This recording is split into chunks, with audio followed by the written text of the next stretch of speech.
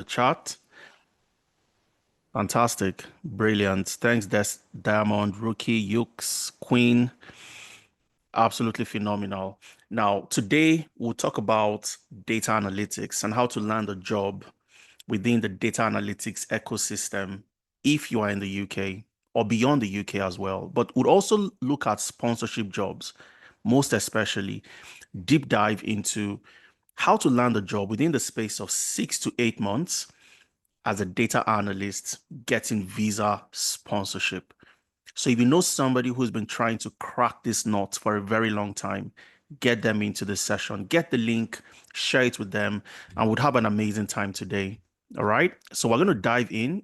Our session today will take about 1.5 hours. 1 hour, I'll do a very quick presentation, walking you through critical steps you need to take, the right ingredients you need to put in place to mix together to enable you succeed and land that job.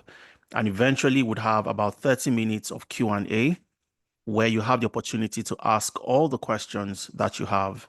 We're expecting more people to join. Once again, invite a friend, invite a colleague, invite any of your family members that you think would benefit from today's session. Okay, so let's get right into it because we have quite a lot to cover today. All right.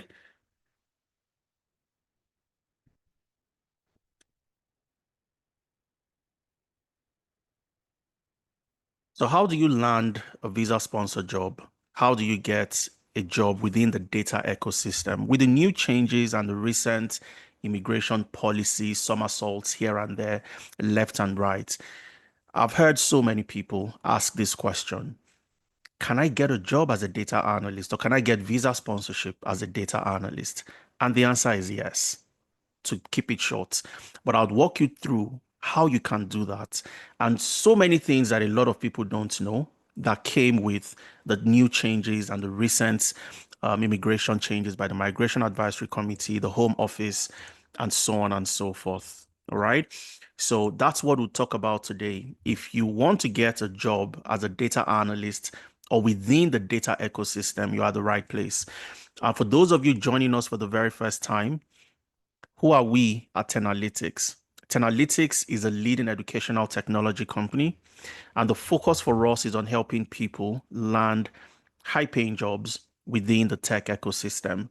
Over the last 5 years, we've helped over 3,000 people make that transition from the classroom to landing their very first jobs within the tech ecosystem across multiple regions, from the UK to the US, Canada, across Europe, Asia, and so on and so forth. And I'll be sharing with you how they were able to do this.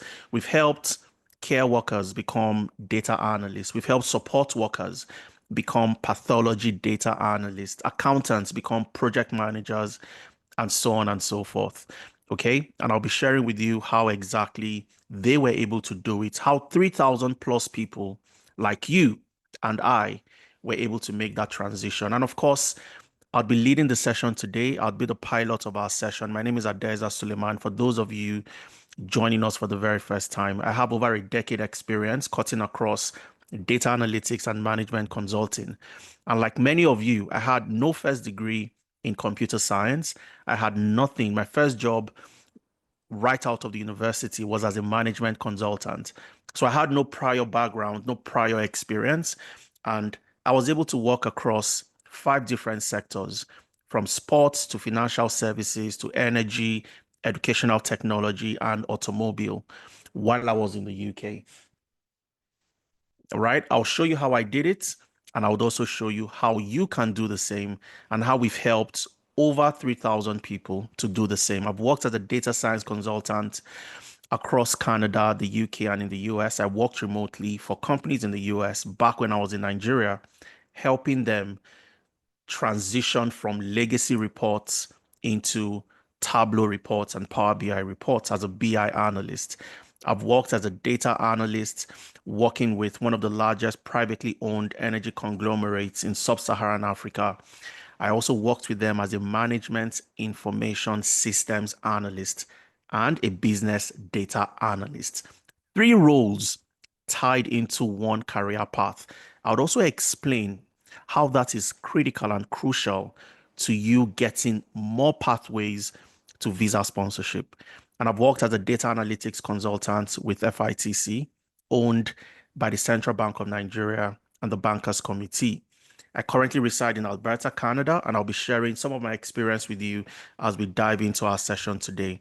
I'll show you four things. I'll show you how to understand the facts, look for the facts in the time of chaos and confusion. Okay. And the question you'd get, and the question I get so many times is data analytics still high in demand? That's number one question. So I'll show you how to look for the facts and follow the facts when you are in a time of confusion, a time of chaos, so many changes. You have the temporary shortage list, you have the required qualifications framework increased to RQF level 6. You have the minimum salary threshold for sponsorship increasing from 37,100 to about 41,700, 38,700 to 41,700. Okay. So what does that mean for you trying to get a job with the minimum salary threshold increasing? And that's why you have to follow the facts. You can't follow the noise and all the panic, all the chaos. I'd also show you how to learn the skills, because one of the major issues people face is learning the skills the right way. It's one thing to learn the right skills, it's another thing entirely to learn the skills the right way. Okay. If you learn the right way, that's when you embody the skills. You know how to do the job on day one when you learn the job. I'll show you how to showcase that experience. So many people know how to learn the skills. Okay. Not the right way, most of them, but at least they've gone to one online platform to learn somewhere. Now they have the skills, but nobody knows who they are. Nobody knows how good they are. They're in their little corner applying to jobs and getting no feedback and no responses. So, how do you showcase to employers, looking at things from the employer's point of view, showing them that you're the best candidate for that job? So I'll show you how to gain experience even without getting a job, so that you can show a potential employer that I'm not just going to tell you what I've done, but I'll show you what I've done because I've worked in that capacity before. And finally, I'll also show you how to position yourself, know where to apply, know how to apply to land that job. Okay, so let's dive right into it. And again, I want our session today to be very interactive. So if you have questions, I have my colleagues in the chat. You can drop your questions in there and they would respond to your questions. I would also pop in there from time to time to pick one or two questions and respond to them. Okay. So let's dive right into the main meat of our session. So the first question is, are there jobs? Is the data analytics career path still in high demand? Okay. So what are the facts? We want to look at the facts. What are the facts? Is this career path still high in demand? Is this the best time to get into data analytics? That's the big question. Okay, so let's start by looking at the facts. Now, first things first, the best way for you to research and find out, are there jobs? Go to a job board, depending on where you are. You are joining from Manchester, you're joining from London, Leeds, Bradford, wherever you are. Go to one of the major job boards that you use: CV Library, read.co.uk, Indeed, Glassdoor, UK Visa Jobs, and type data analyst and see the number of jobs that come up. Okay, so that's one way to find out. Another way is to research. Is there a gap? Is there a shortage of data analytics skills? Because if you have a shortage within a career path, it means that that career path is in high demand. You don't have enough people to apply to the jobs available. So one very first fact you want to look at is going across different websites to research about the career path you want to move into. Okay.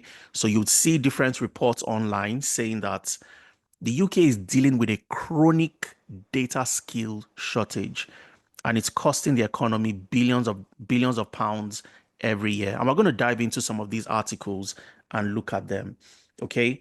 And if you look across board, you'd see where the UK faces significant IT skill shortage. Again, there's a demand for data, AI, and tech skills across financial services and so many other sectors. I'm going to dive into some of these articles, but again, you would have the link and access to my slides for those of you that stay till the end and also fill the attendance form. So my colleagues will drop the attendance form. Make sure you fill so you get access to all the materials I'll be sharing today. All right. But let's dive into one of these articles. Okay. So I'm going to click on this one and it takes us to the website where we see the UK is currently dealing with a chronic data skill shortage and it's costing the economy billions. Now, when I see this and I'm somebody who wants to get a job in data analytics, then I'm excited. Okay. And why am I excited? I'm excited because if there is a chronic data skill shortage, if I have data skills, I can get this job. I can apply to get access to these jobs. But why is it costing the economy billions of dollars? And it's very simple. So simple task, data related tasks that involves data entry, data analysis, data visualization, report generation takes too long, 14 hours per week. And this is because you have professionals, employees that don't have these skills. So they spend longer, 10 times longer than a professional who knows how to use these skills. And when you spend longer time doing something, there is a cost attached to that. Okay. So the same workers waste about 4.3 hours each week, more than 10% of their total work time due to lack of skills in areas such as data analysis, automation, and predictive modeling. So you find out that in the UK today, there's a chronic data skill shortage. You don't have people that can do simple tasks as data entry, analysis, visualization, and report generation. And this is costing the economy a whole lot. And this was a report done by IT Pro. Okay. And it's a good read. It's good for you to read and understand. And this is where you start to see the facts, like I mentioned earlier. In a time of chaos and confusion, always follow the facts. All right. Another article right here showing that data and AI skills are in high demand in the financial services sector. Again, are there jobs? If there is a demand, it means that there are jobs. But I'm not just going to stop there. Okay. So one of the things we do at Analytics is we carry out analysis every year within different intervals to see where the opportunities are. So we did a job board analysis where we scraped data from the major job boards, from Indeed, from Glassdoor, Civil Library, UK Visa Jobs, read.co.uk, Workopolis, and so on and so forth. And we analyze to find out where are the opportunities. So the recent report we did this half year 2025, where we analyzed over 117,000 jobs. And what did we find? We found that analyzing 117,000 plus job postings. So we took jobs every single day for 3 months, thousands of jobs every day for 3 months, which amounted to 117,000 jobs. And we analyzed to see the frequency in which a company mentions hiring for the data analyst role or a role related to data analytics and so many other roles. Okay. And what did we find? We found out the demand for the data analyst is unbelievably high or was unbelievably high. So you'd see that right there. On top of that list, in terms of popularity, was the artificial AI and machine learning.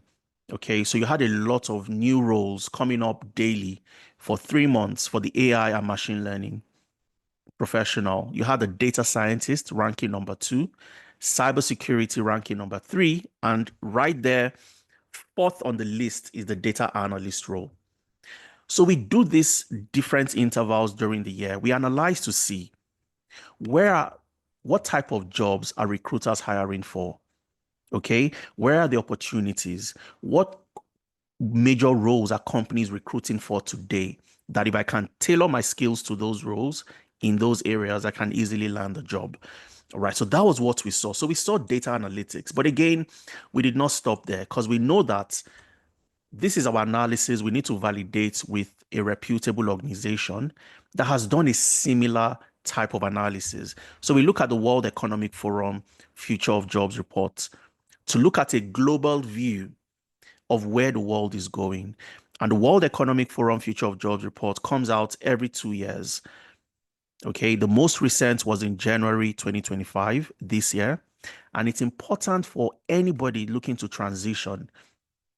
If you are a care worker today, a customer service professional, you currently work in the warehouse, you just completed your master's program, you are a dependent in the UK, you want to get a job in data analytics or in any other career path, you want to transition, you must look at the World Economic Forum Future of Jobs report.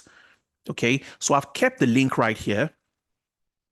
You can access this link and I'll show you a snapshot of the jobs available. But it's important that you get to have a good look at the jobs available. And if I want to get a job in data analytics, is this job in demand today?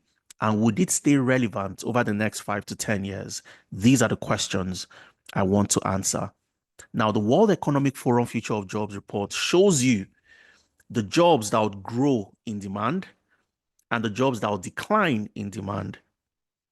So that's why it's good for anyone who wants to transition to have a look. Again, I've kept the link right here. You have access to it. All you have to do is make sure you fill the attendance form so you have access to all these materials.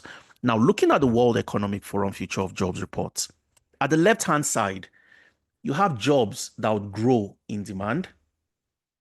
And at the right-hand side, you have jobs that will decline in demand over the next 5 to 10 years. So you see that right here at the top. Job growth and decline between 2025 to 2030. If I want to transition today, and I want to ask everybody this question before I move on, would you want to get into a career path that would not grow in demand over the next 5 to 10 years? Would you want to get into a career path that would not grow in demand over the next 5 to 10 years? Just type yes or no into the chat. I'd like to get your response. Would you like to get into a career path that would not grow? Yes or no? So let's get feedback. And then, of course not. Becky says, Favor says no. It's a no-brainer. Nobody wants to, but so many people make that mistake today because they just get into career path without taking a research-based approach.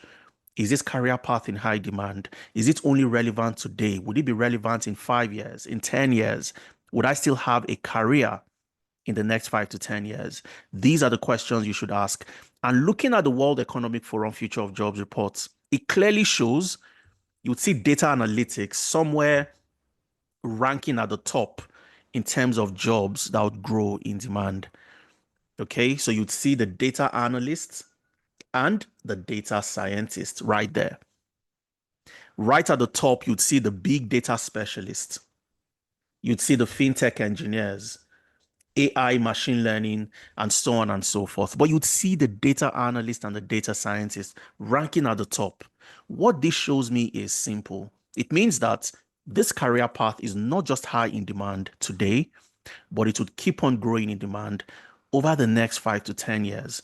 So if I get in today, I'll get into a career path that is progressive and I can keep on upskilling, getting into new areas, and have a progressive career path. So we did our own analysis and we saw that data analytics ranked number 4. We looked at the World Economic Forum Future of Jobs reports and we saw that data analytics is also very high in demand. But we took it a step further and we looked at the eligible occupations for the skilled worker visa.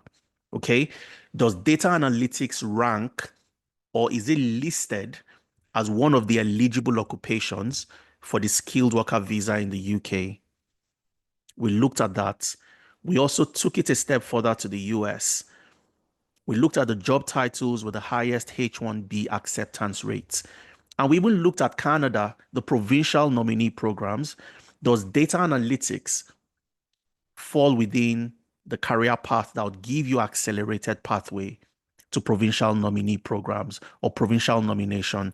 And the answer across every single category of research we did ticked the box yes. So from our analysis, it ranked number 4. From the World Economic Forum, you saw that data analytics is one of the career paths in demand today and would keep on growing in demand over the next 5 to 10 years. And it is also listed as one of the pathways eligible for visa sponsorship. And that's why we are here today. And I'll show you exactly how to navigate that path to ensure that you learn the right skills, you know where to apply, you know how to apply to jobs, you know how to learn the skills the right way. So you are competitive to get that job. So the answer is simple. Data analytics is in tremendous demand today, more than ever. This is the best time to get into the data analytics career path. Okay. So again, I can see some questions coming up. I'm going to take those questions and I would answer every single one of them. All right. So we go back to our first question of the day. Remember the first question we had. What are the facts? Is data analytics in high demand? Yes or no? That's the question we're aiming to answer. Is it in demand? Is it eligible for visa sponsorship? And so on and so forth. We'd go to the gov.uk website, would look at the eligible occupations, and I would show you that data analytics is a super skill when it comes to sponsorship. All right. And how thousands of people have been able to get visa sponsorship using data analytics as a pathway. But before I give you the answer to this, let me ask you the question that I asked at the beginning. Is data analytics high in demand? Yes or no? Just type into the chat. Let's hear from you and then we'd move on. Raymond, I can see your question.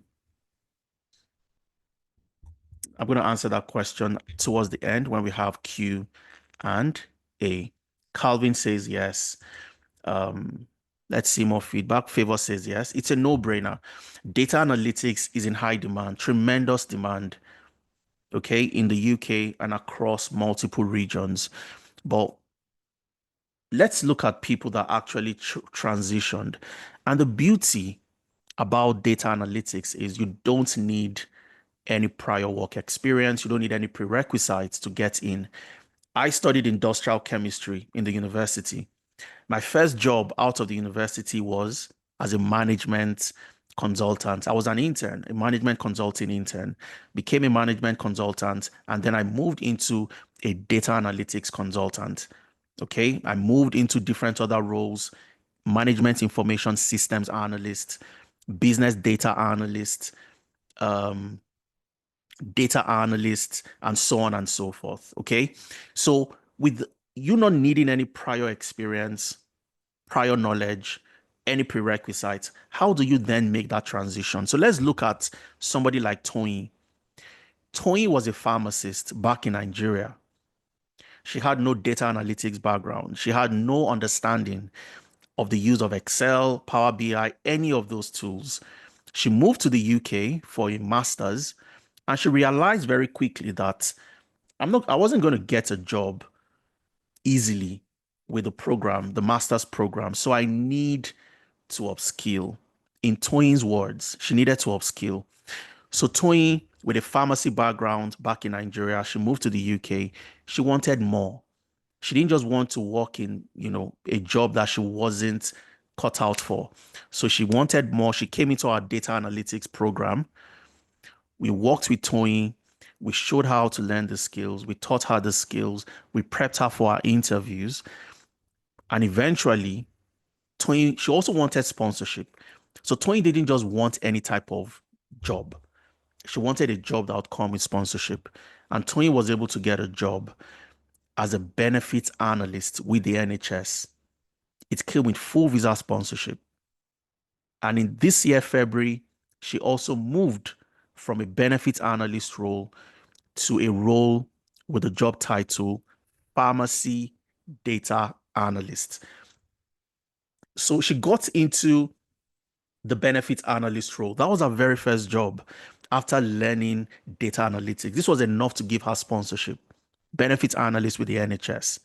Then, about a year and a half later, she moved into the role, which was a promotion for her, a pharmacy data analyst. So she took her pharmacy background, added that, combined that with her data analytics skills, and she moved into that higher role of a pharmacy data analyst. And I'm quickly going to show you Toyin's profile, how she was able to do it, some of the ingredients that helped her get this job. Apart from the fact that she worked with us, what did we show her how to do? Okay, so I'm going to walk you through some of that. We'll look at her profile and so on and so forth, and how you can also do the same. And more importantly, we'll get to listen to Toyin. So you hear from her yourself. Okay, so let's go to Toyin's profile very quickly.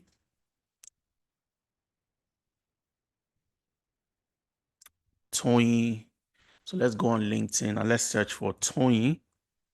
So that's Toyin right there. Okay. So if you go to Toyin's work experience, you'd see her current role today is as a pharmacy data analyst.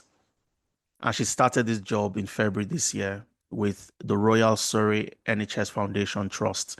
She also worked as a benefits analyst with the NHS Business Services Authority. Okay, she started this role in October 2023. Now, when Toyin completed her data analytics program with us, she landed this job. Then she moved to the next role, which is as a pharmacy data analyst. And what I'm going to do is I want you to listen to Toyin. And is it just a 1 minute video? What I want you to pick is what helped Toyin get this job. Okay, was it just Toyin understanding how to use the tools and technologies? How did she learn? And what shifted the needle for her to get a job that came with sponsorship for somebody who was a pharmacist getting a job as a benefits analyst?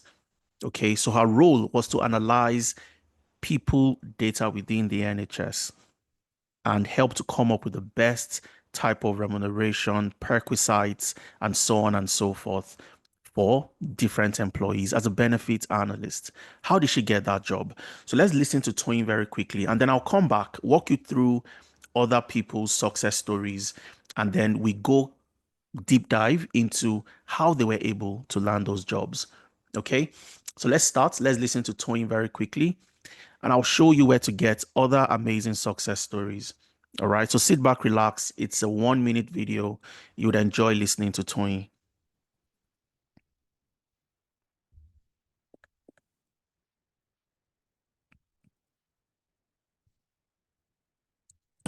Hello everyone, my name is Joy and I recently got a job as a benefits analyst in the UK. I've come from a medical background as a pharmacist, was interested in, breaking into tech. My first encounter with analytics was on LinkedIn. I joined one of their masterclass, just one masterclass where Ifemina spoke, and it just took that masterclass to convince me. I joined in August, and a month after, I got a job. To be honest with you, every information skill that I was able to apply to get that job, I owe it to Tenalytics. Tenalytics did a great job and is still doing a great job. They groom you and nurture you from the cradle till you become confident.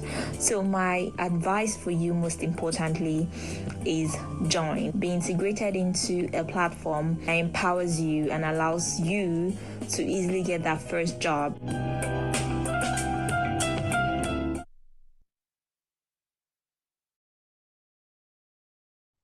That's Toyin's story. Just give me 1 second so we don't have an echo. So that's Toyin's story. Absolutely phenomenal.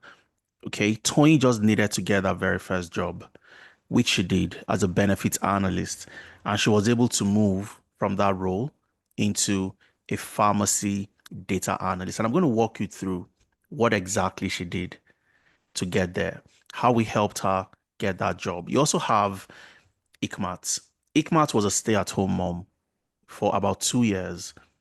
She wanted to get back into the job market. She had an employment gap and she didn't know what to do. Okay. So Ikmat came to us. She joined our data analytics program. She didn't just want to get any type of job after leaving the job market for a very long time. She joined our data analytics program. We worked with Ikmat. We prepped her for interviews and so on and so forth. And eventually, Ikmat in January 2024 landed a job as an information analyst. Okay. So something I want you to pick. Tony was a pharmacist. Today, she's a benefit analyst after completing data analytics. So she did not, her job title does not say data analyst. It says benefit analyst. Ikmat, stay-at-home mom for 2 years, wanted to get back into the job market, wanted to get sponsorship. She joined data analytics and she got a job as an information analyst, not a data analyst role.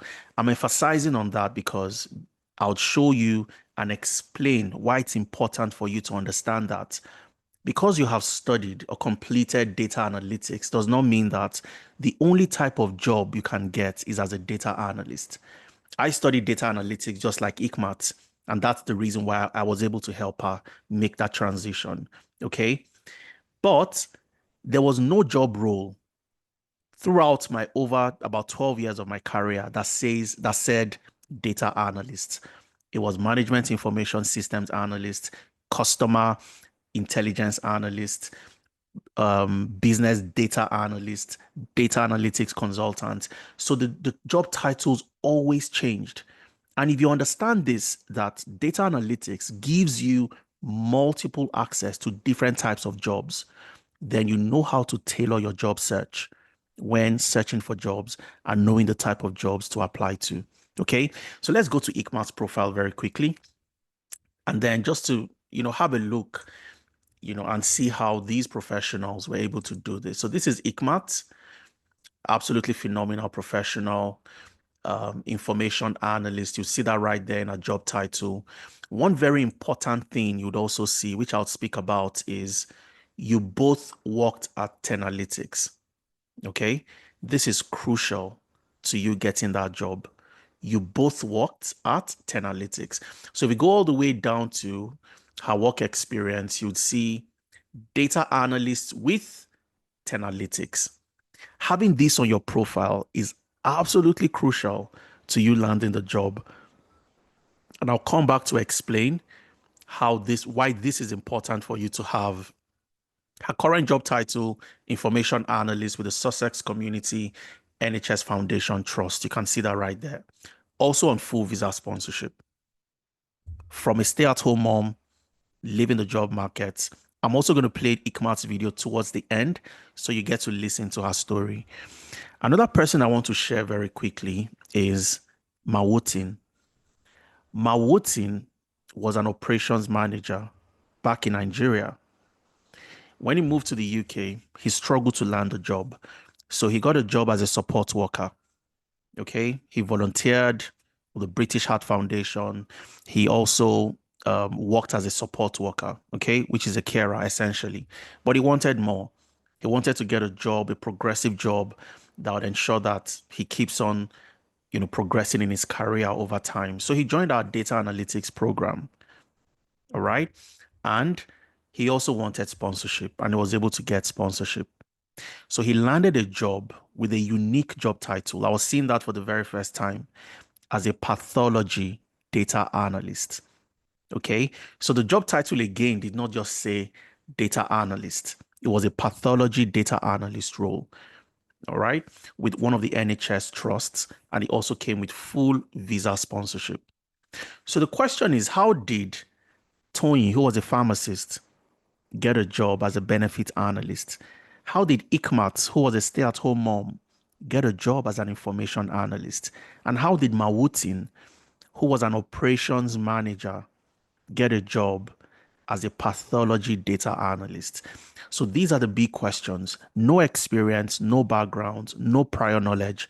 But today, they are thriving in career path. Okay, in career path in the data ecosystem. So I'll take you to Mawutin's profile very quickly, and then I'll show you the skills you need to learn to get into the career path, just like Ikmat, Tony, and Mawutin were able to do. So this is Mawutin. Um, Again, you'd see you both worked at Tenalytics, very crucial. I'll come back to explain that. And if you look through his work experience, one of the things you'd find is what? Data analyst consultant with Tenalytics. Okay, so he worked as a support worker and eventually he landed a job with one of the NHS trusts as the job title, the actual job title states pathology data analyst because I wrote Mawutin's reference and I'd also speak about referencing and the importance of referencing. But this is Mawutin's story from a support worker, operations manager background back in Nigeria, but today he is a pathology data analyst, also with sponsorship. All right. So how did these amazing professionals do it? And I'm going to walk you through. Okay. Somebody's asking the question, Chinomso. I want to ask the question that's been holding me back. Can someone without any data analysis knowledge join Analytics? That's those are the type of people we work with. We don't expect you to have any knowledge, any background. Mawutin had no knowledge, no background. Tony had no knowledge, no background. Ikmat had no knowledge, no background. Okay. So one of the things we show you how to do when you join us is if I have no knowledge and background, how do I then show an employer that I have a track record? That's all about your LinkedIn optimization and your CV review. We show you how to tailor your previous work experience into your current career path. Okay, so when you appear on LinkedIn, you don't appear as somebody who is a beginner or somebody starting from scratch. You appear as somebody who has done this job for a while. You currently do the job with Tenalytics, and that's why you'd see you both worked at Tenalytics. That's very important to the employer. When they come here and they see that you are already on this role as a data analyst consultant, then it is easier for me to believe that you have the skills. You're not just going to tell me what you can do, but you can show me that you have done it. And that's the importance of having this on your profile. But again, we don't need you to have any prerequisites. We don't need you to have any experience. Nobody in this entire world comes to the world understanding data analytics. I learned it myself from scratch. Everybody you'd see on this session I'll show you today, in the session today, all learned from scratch. Okay, so Chinomso, you are in good hands. The curriculum was designed with the beginners in mind. Okay, so this is Mawutin, but the big question is, what skills did they learn specifically? Because this is where a lot of people also get it wrong. You want to get into data analytics, you don't know the type of skills to learn. What are the key learning areas? What would separate me from the competition? What do I need to know to get that job? All right. The key learning areas are very straightforward. Number one, problem solving. You must always start from problem solving. So I've seen a lot of people learn data analytics the wrong way. They start by learning tools like Excel, Power BI, SQL. No, you start from problem solving. You need to know how to identify a problem, break that problem into multiple parts using techniques like the McKinsey MISI model. You need to know how to do root cause analysis using the 5 whys, the 5 why technique. All right. You need to know how to prioritize using the prioritization matrix. You need to know if you have the right data to solve that problem that you are facing. If you don't have the right data, how do you get the data? Is it internal? Is it external? Is it a combination of both? Problem solving is what gives you those skills. Knowing the right framework to deploy when solving a problem. Do I use the KDD framework? Do I use the CRISP DM framework? Okay, which simply means cross industry standard process. for data mining, cross industry standard process for data mining. So how do I use this type of frameworks? Is until you understand the problem you face, how to solve that problem, knowing the right tool and technology to solve the problem, that you can then move into Microsoft Excel. Okay, so you start from problem solving, you learn Microsoft Excel, then you have to learn SQL, structured query language. This is a language that enables you understand how to handle data within a database. Every organization would have data in a database or a data warehouse. So how do you extract your data from that database? How do you connect your Excel and Power BI to that database or data warehouse? You need to understand SQL. It's a common denominator across all the data roles. Then you need to know how to use business intelligence tools like Power BI, Tableau. You need to know how to tell a story with data. So you learn data storytelling. Okay. You need to know generative AI for data analytics using ChatGPT, and of course Microsoft Fabrics for analytics. These are the skills, the key learning areas for any data analyst. And if you miss one of them, you're going to struggle to land a job. Okay. However, if you have all these eight, you get to realize that you'd find certain roles that requires just two or three of these skills, but you already have eight of them. So there are so many jobs you can apply to, and I'm going to break them down as we move along to show you that in data analytics, there are so many pathways to sponsorship, not just as a data analyst. You can get sponsorship as an information analyst, just like ICMAT. Okay. So you can write these job titles down. Okay. So Mawutin is a pathology data analyst. I'm going to find this job description and show you. Okay. ICMAT, information analyst. That's her job title, information analyst. However, she also learned data analytics. Okay, so how do you take your data analytics skills as an overarching career path and break into multiple areas? I'll show you at least five pathways to sponsorship for you. At least five. Okay, so just to give you a breakdown of how classes run, typically, which I'll still explain this afterwards, you don't need to join classes every day. Classes are broken down. Only on Saturdays, you have a live class.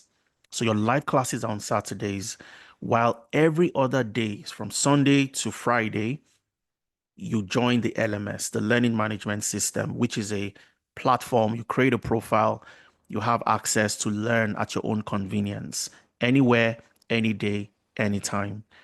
But on Saturdays is when you and I and other professionals within the data ecosystem would have conversations, we solve problems together, and so on and so forth. Okay, so I'm going to walk you through that, step by step, what the class looks like and why it is important for you to learn in a certain way. Okay, so if you're in the UK, for example, on Saturdays, your live classes starts 10 a.m. to 1 p.m. Looking at the difference in time right now. So I think the UK moved 1 hour behind. So you gained 1 hour. Okay. So normally before October, it used to be 11 a.m. to 2 p.m. But now it is 10 a.m. to 1 p.m. 3 hours on Saturdays, you have your live class. If you're in the US or Canada, North America, you have a class tailored to your time zone, 10 a.m. to 1 p.m. Mountain Time. Okay. So if you are in the UK, for example, you can't meet the class in the morning, there's a class for you to join later in the evening. So you have that flexibility. But like I said, I'll come back to explain in detail this structure. Would go to the platforms, would see what a live class looks like, how you learn in class, and also your learning management system. All right. So, question number two is where I'll show you that data analytics is a super career path for sponsorship. There are at least five pathways to sponsorship. in the data analytics ecosystem. So our first question, is the data analytics career path high in demand? Absolutely.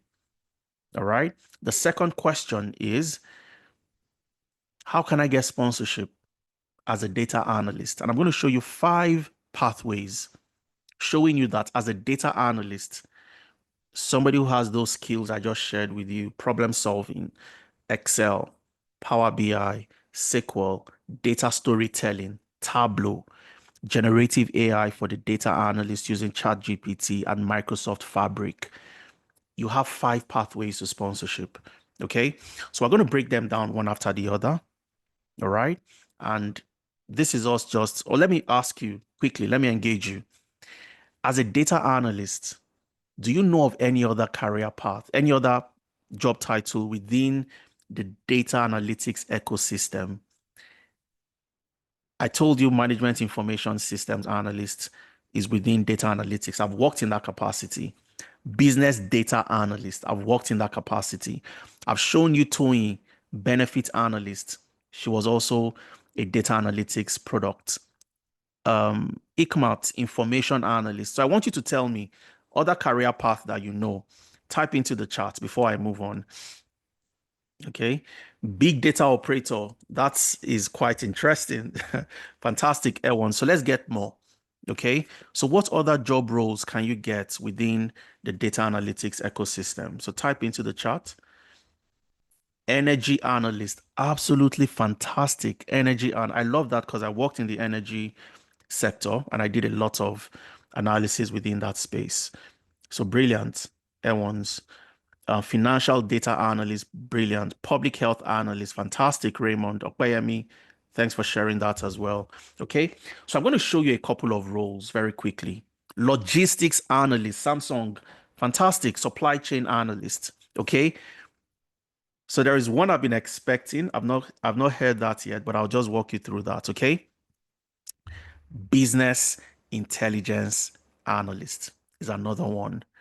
Okay, business intelligence analyst. So that's another one. And there's so many of them. But let's start with this, right? I said I worked as a management information systems analyst. ICMAT worked as an information analyst.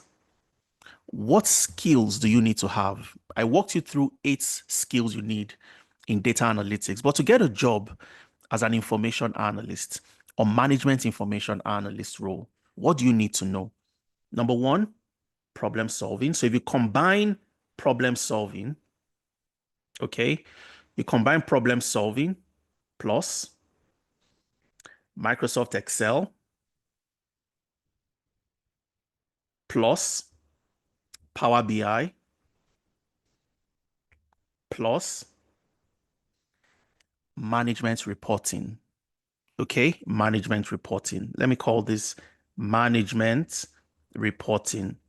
Now, management reporting is different from the way you just report. You generate reports and communicate your reports. Pardon my handwriting, okay? So problem solving, if you combine that with Microsoft Excel, Power BI, and management reporting, you can get a job as an information analyst. Let's call this info analyst. This is one. But the question is, as an information analyst, am I eligible for sponsorship? What is the job code that I need to see in my COS that will tell me that this job qualifies for visa sponsorship? And this is where I'll take you to the eligible occupations for the skilled worker visa, the gov.uk website. We type in information analyst and I'll show you the job code and it is eligible for sponsorship. All right. So I can see people still typing in. Yuke says reporting analyst. Fantastic. I'm also going to show you reporting analyst. Credit analyst. Fantastic. Ebenezer. Eunice. Can people offshore also get? Absolutely. I'm going to talk about that, Eunice. Okay. So let's check for the information analyst. So you combine problem solving, Microsoft Excel, Power BI, and what? Management reporting. You don't even need Tableau. All right. You might need some SQL, but not entirely. Okay. So these are the things you need to know. If you combine this, you can apply to an information analyst role. So remember, I have the link right here. It's on my slide for you to get access to eligible occupations for the skilled worker visa. So if you haven't filled the attendance form, make sure you fill so you don't miss out on all these links and all the things I'll be sharing with you. So if you click on this link right here, it takes you to the eligible occupations for the skilled worker visa. Okay, so let's have a look. Let's see what it looks like. It's the gov.uk website. It's the most recent updates in July 2025. So when the new changes came into effect, you had so many changes. Okay, so these are the SOC codes that would show you a career path if it's highly skilled, medium skilled, or if it is ineligible for sponsorship. Okay, so let's search now. You search this entire jobs, you won't find information analyst because information analyst is categorized under one of the SOC codes, the SOC codes. So you need to know for every job you apply to, what's the SOC code? What's the SOC code? Because that determines if it is eligible for sponsorship or not. So how did ICMAT, even though her job title did not say data analyst, how did this job title still qualified for sponsorship? And that's what I want to show you today. Okay, so I'll be giving you the very first code. So what you want to do, if you go right to the top, you'd see where you have the Cascot occupation coding tool. Okay, so you right click on that, open in a new tab. So this is where you can check easily. Okay, so I'll just come in here and I'll type information analyst. Okay, information analyst, and I want to get the code. So I'd come in here and click on what? Code. So give me the code for this career path. Okay, so I come in here and I would see the code is what? 2434. It's always a 4-digit code. 2434. That's the code for the information analyst role. So does this qualify or is it ineligible for sponsorship? So let's check. We go back to the skilled worker, eligible occupations, and we look for the code 2434. Okay, so let's search. I'll scroll all the way down. Minimize this. So I'll scroll all the way down to 2434. 2434.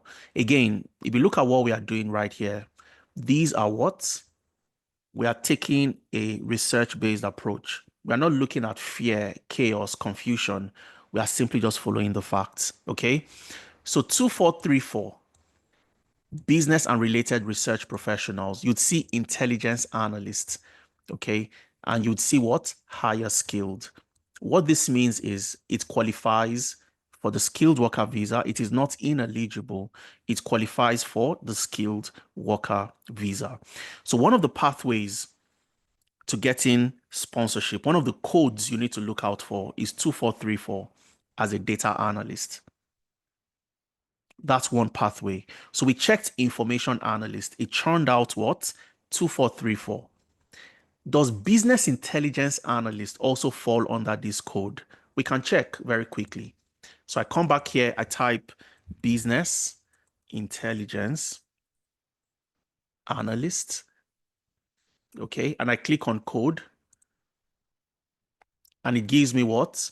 2431. That is another job code.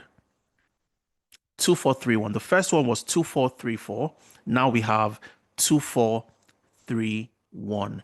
Okay, so we check again. Let's go to 2431. Is 2431 eligible for sponsorship? Absolutely. It is a higher skilled role, which means that this is a career path with a job code that is eligible for sponsorship and it falls within the category of the higher skilled level. So that's another code. The first code 2434, the second code 2431, and there are so many of them. I said I'm going to give you 5.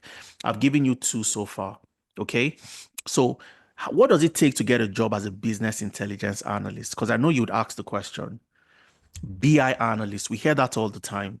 So if BI analyst is 2431, what does it take for me to get a BI analyst role? Surprisingly straightforward and easy. All I need to get a job as a BI analyst is what? Microsoft Excel plus SQL plus Power BI. That's all.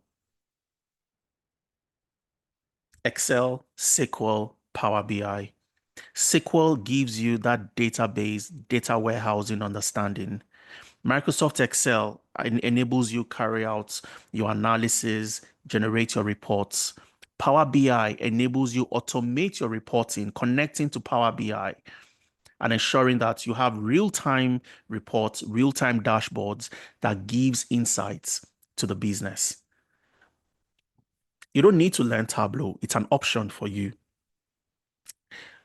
and so on and so forth. So when you look at this, you see that even though I have 8 sets of skills, to get a job in business intelligence, I need 3.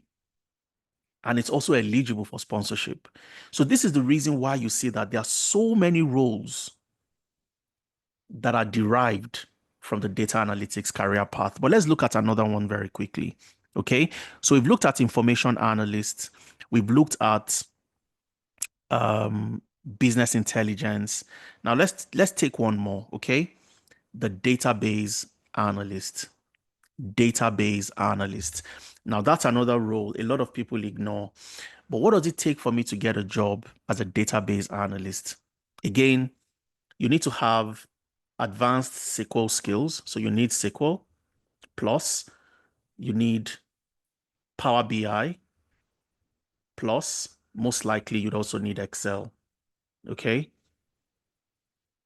But your core skill as a database analyst must be SQL. You need some advanced, you know how to write advanced queries in SQL. You don't need to know everything in data analytics to get this job. But what category is a database analyst? What category does it fall under? Under the eligibility for visa sponsorship. So let's go back to the gov.uk website and let's check. So I go to my coding tool again, which is, again, if you're wondering where to find this, once you go to the eligible occupations for the skilled worker visa, right at the top, you would see where you have the Cascot occupation coding tool. That's where you find it. Okay, if you click on that, it opens up this particular tool for you. So here I'll type database analyst. Database analyst. And it shows me what? The code 2134. That's different from the codes we've seen earlier. Code 2134. So what I need to do when I see this code is check, is this eligible for sponsorship? Yes or no? Okay, so I go back to the skilled worker visa. I scroll all the way down to 2134. Let me see, 2134. Yes, 2134. So let's scroll all the way down. 2134. Okay, so it's categorized under this. Okay, computer programmers and software development professionals not elsewhere classified. This is where the database and the database analyst is categorized under, and it is also higher skilled, which means it is eligible with no restrictions for the skilled worker visa. Okay, we're going to check another very quick code. And I think this time around, let's check the web analyst. Okay.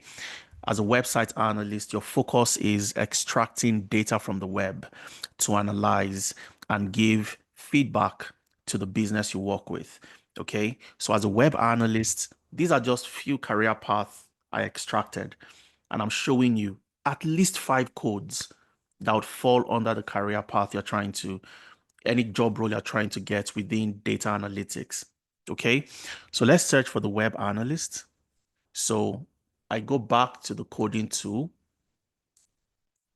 and I type website analyst or web analyst, hit enter, and it shows you 2433 2433, a different code entirely. 2433 for the web analyst. And you see that the best matching index entry is analyst web. So if we go back to the skilled worker visa to check the eligible occupation, 2433. So let's scroll down all the way to 2433. 2433, you'd see the actuaries, economists, and statisticians. And this is where the web analyst is categorized under.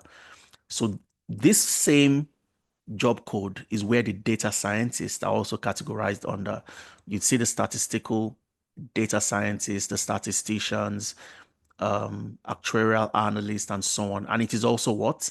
Higher skilled, which means it has no restrictions for getting the skilled worker visa.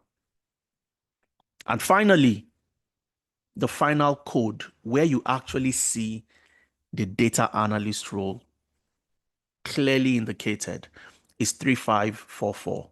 So I'm going to go all the way down to what? 3544. So is the data analyst role itself eligible for sponsorship? Absolutely. You get to find that there as well. 3544, the data analyst. Okay. So what does this tell us?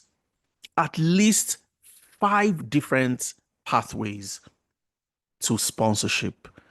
Code 2133, 2134, 2431, 2433, 2434, and 3544, even 6. All right. So what this shows you is I don't need to just get a job as a data analyst to qualify for visa sponsorship. ICMAT's her SOC code was not 3544 data analyst. It was what? 2133 information analyst, and so on and so forth. So it's very important for you to know this because a lot of people assume, and they assume wrongly, that because I've done data analytics means I can only get a job as a data analyst. But there are so many other pathways for you, depending on how you combine your skill, depending on how you um, position yourself for that type of job. So there are 3 major categories you'd find under the skilled worker visa. Okay, there's the higher skilled, there is the medium skilled, and there is ineligible. To the person who asked the question, higher skilled means there are 0 restrictions for you. So you'd notice when we checked information analyst, higher skilled, we checked database analyst, higher skilled, business intelligence analyst, higher skilled. We checked what else? Um, we checked the web analyst and so on and so forth. Medium skilled means this career path is in high demand, but might have some restrictions after the new changes that came up recently, which means one major restriction you might find is dependents. You might get the sponsorship as the primary applicant, but the dependents might not. Okay, so it is left to the company to show the home office that this career path that has a job title or categorized within the code 3544 falls within RQF level 6, which is the higher skilled role. Okay, and if they can prove that using the job responsibilities, then the home office would approve that this is a higher skilled role, even though it is 3544. But the mistake people make, which I don't want you to make that same mistake, is you don't only need to fall under one specific job code as a data analyst to get sponsorship. Just like Ikmat, who is an information analyst, she didn't have to get 3544 job code. It was a different categorization to ensure that she qualified for sponsorship. And that's the main reason for today's session. At least over 6 pathways: 2133, 2134, 2431, 2433, 2434, and 3544. If I go there and type my career path, okay, I told you I worked as a management information systems analyst. You type that in: management information systems analyst. Okay, let's check this and see what code does this fall under. This is 2133. The code what? 2133. Now you go back to the skilled worker visa where you have eligible occupations and check 2133. What category is that? 2133. And I'm taking time to explain this because for a lot of people, they have no clue and they run around with the wrong information. So 2133, a management information systems analyst role is categorized under the code 2133. And you see other job titles within that same career path: computer analyst, data architect, data engineers, systems architect, business analyst, solutions architect, and so on and so forth. And it is what? Higher skilled, means eligible for sponsorship with zero restrictions. So when you know this, organizations also, what they try to do today is they modify the job roles to fit into roles that qualifies for sponsorship because they know how difficult it is to get candidates to do those jobs.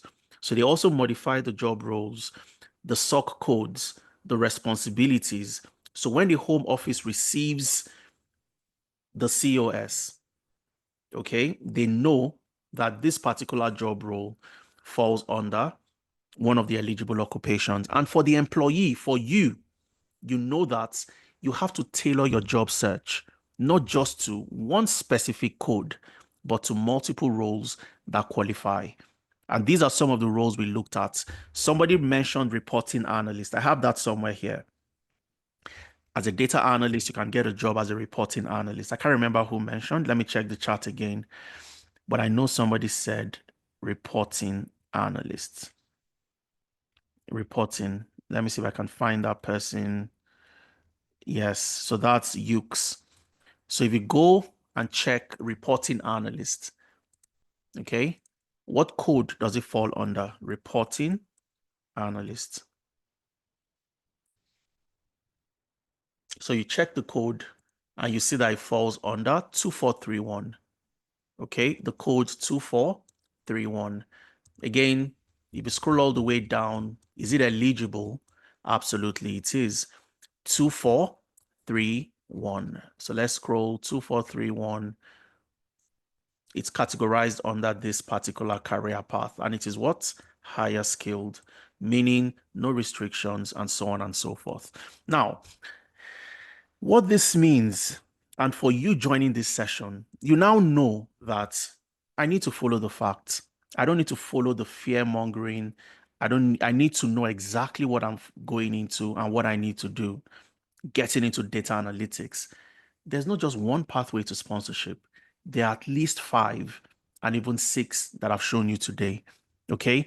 So how you learn the skills, I've shown you the skills to learn, but how you learn determines if you get a job. Okay. Giving employers what they want. A lot of candidates, a lot of people make the mistake by doing things from their own point of view, from their own perspective. But when you do this, you get it wrong. And I'll give a very good example. Okay. Number one is it costs an employer roughly about £7,000 to sponsor you. Okay. Somebody's saying they can't hear me. Please confirm you can hear me. Just type in a yes into the chat if you can hear me and I'm loud and audible. Just type in a yes. Okay. Thanks, Blessed, for that. Brilliant. Any Ukes, Moses, absolutely fantastic. It cost about £7,000 on the average, from licensing fees to all the administrative fees relating to your visa sponsorship.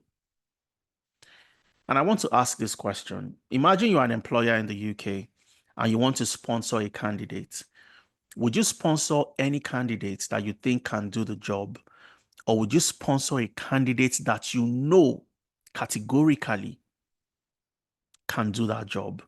Would you take a wild guess and hire the wrong person? Or would you hire somebody that you know for certain because they're not just telling you they can do it, but they are showing you that they've done it before?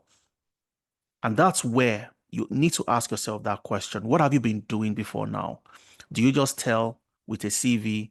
Do you just tell during interviews, or do you show people that you've done it, showing them by showing them that you've done that job before, or you're currently on that job, and also showing them through a portfolio? Okay. So employers want only two things from you, especially employers that would offer you sponsorship. They want you to show them that you have the skills, which is a given, and you also have the experience, which is the most difficult thing for people to get. When you combine the two, it forms your competence. Skills plus experience gives you your competence. And there is something we say at analytics. And if you can write it down, write it somewhere. Okay. Competence over credentials. Let me write it down. If you want to get sponsorship, never forget this. Competence over credentials. There are so many people that chase credentials. I need this certification. I need this particular. I'm doing my master. I did a master's in the UK, and I'll tell you for free that that is nothing that would help you get a job. And there are so many people in that same boat. They are doing their masters and they are realizing that it is highly thesis based, it is highly theoretical, and you don't learn what it takes to do the job on day one when you land that job. So always remember, it doesn't matter where you studied. You studied in Ghana, you studied in Angola, you studied in Nigeria, in Akure in Nigeria. It doesn't matter. Competence over credentials. If you can show that employer that you have the skills, you can show them that you have the experience, that you've done the job, and you can do it for them. That's where you start to get into the opportunities that you actually deserve. So, how do you learn the skill? Because how you learn matters a lot. A lot of people, including myself, make the mistake of doing 100% virtual lesson or 100% remote learning. If that's what you do, you are getting it wrong. If all you do is to buy a course or get into a course on Udemy, on Coursera, and that's all you do, you are doing it wrong. Okay? You must learn in a project-based environment. That's the only way to land a job. And I'll show you what this means. Project-based environment. When you learn in a project-based environment, you must showcase your experience.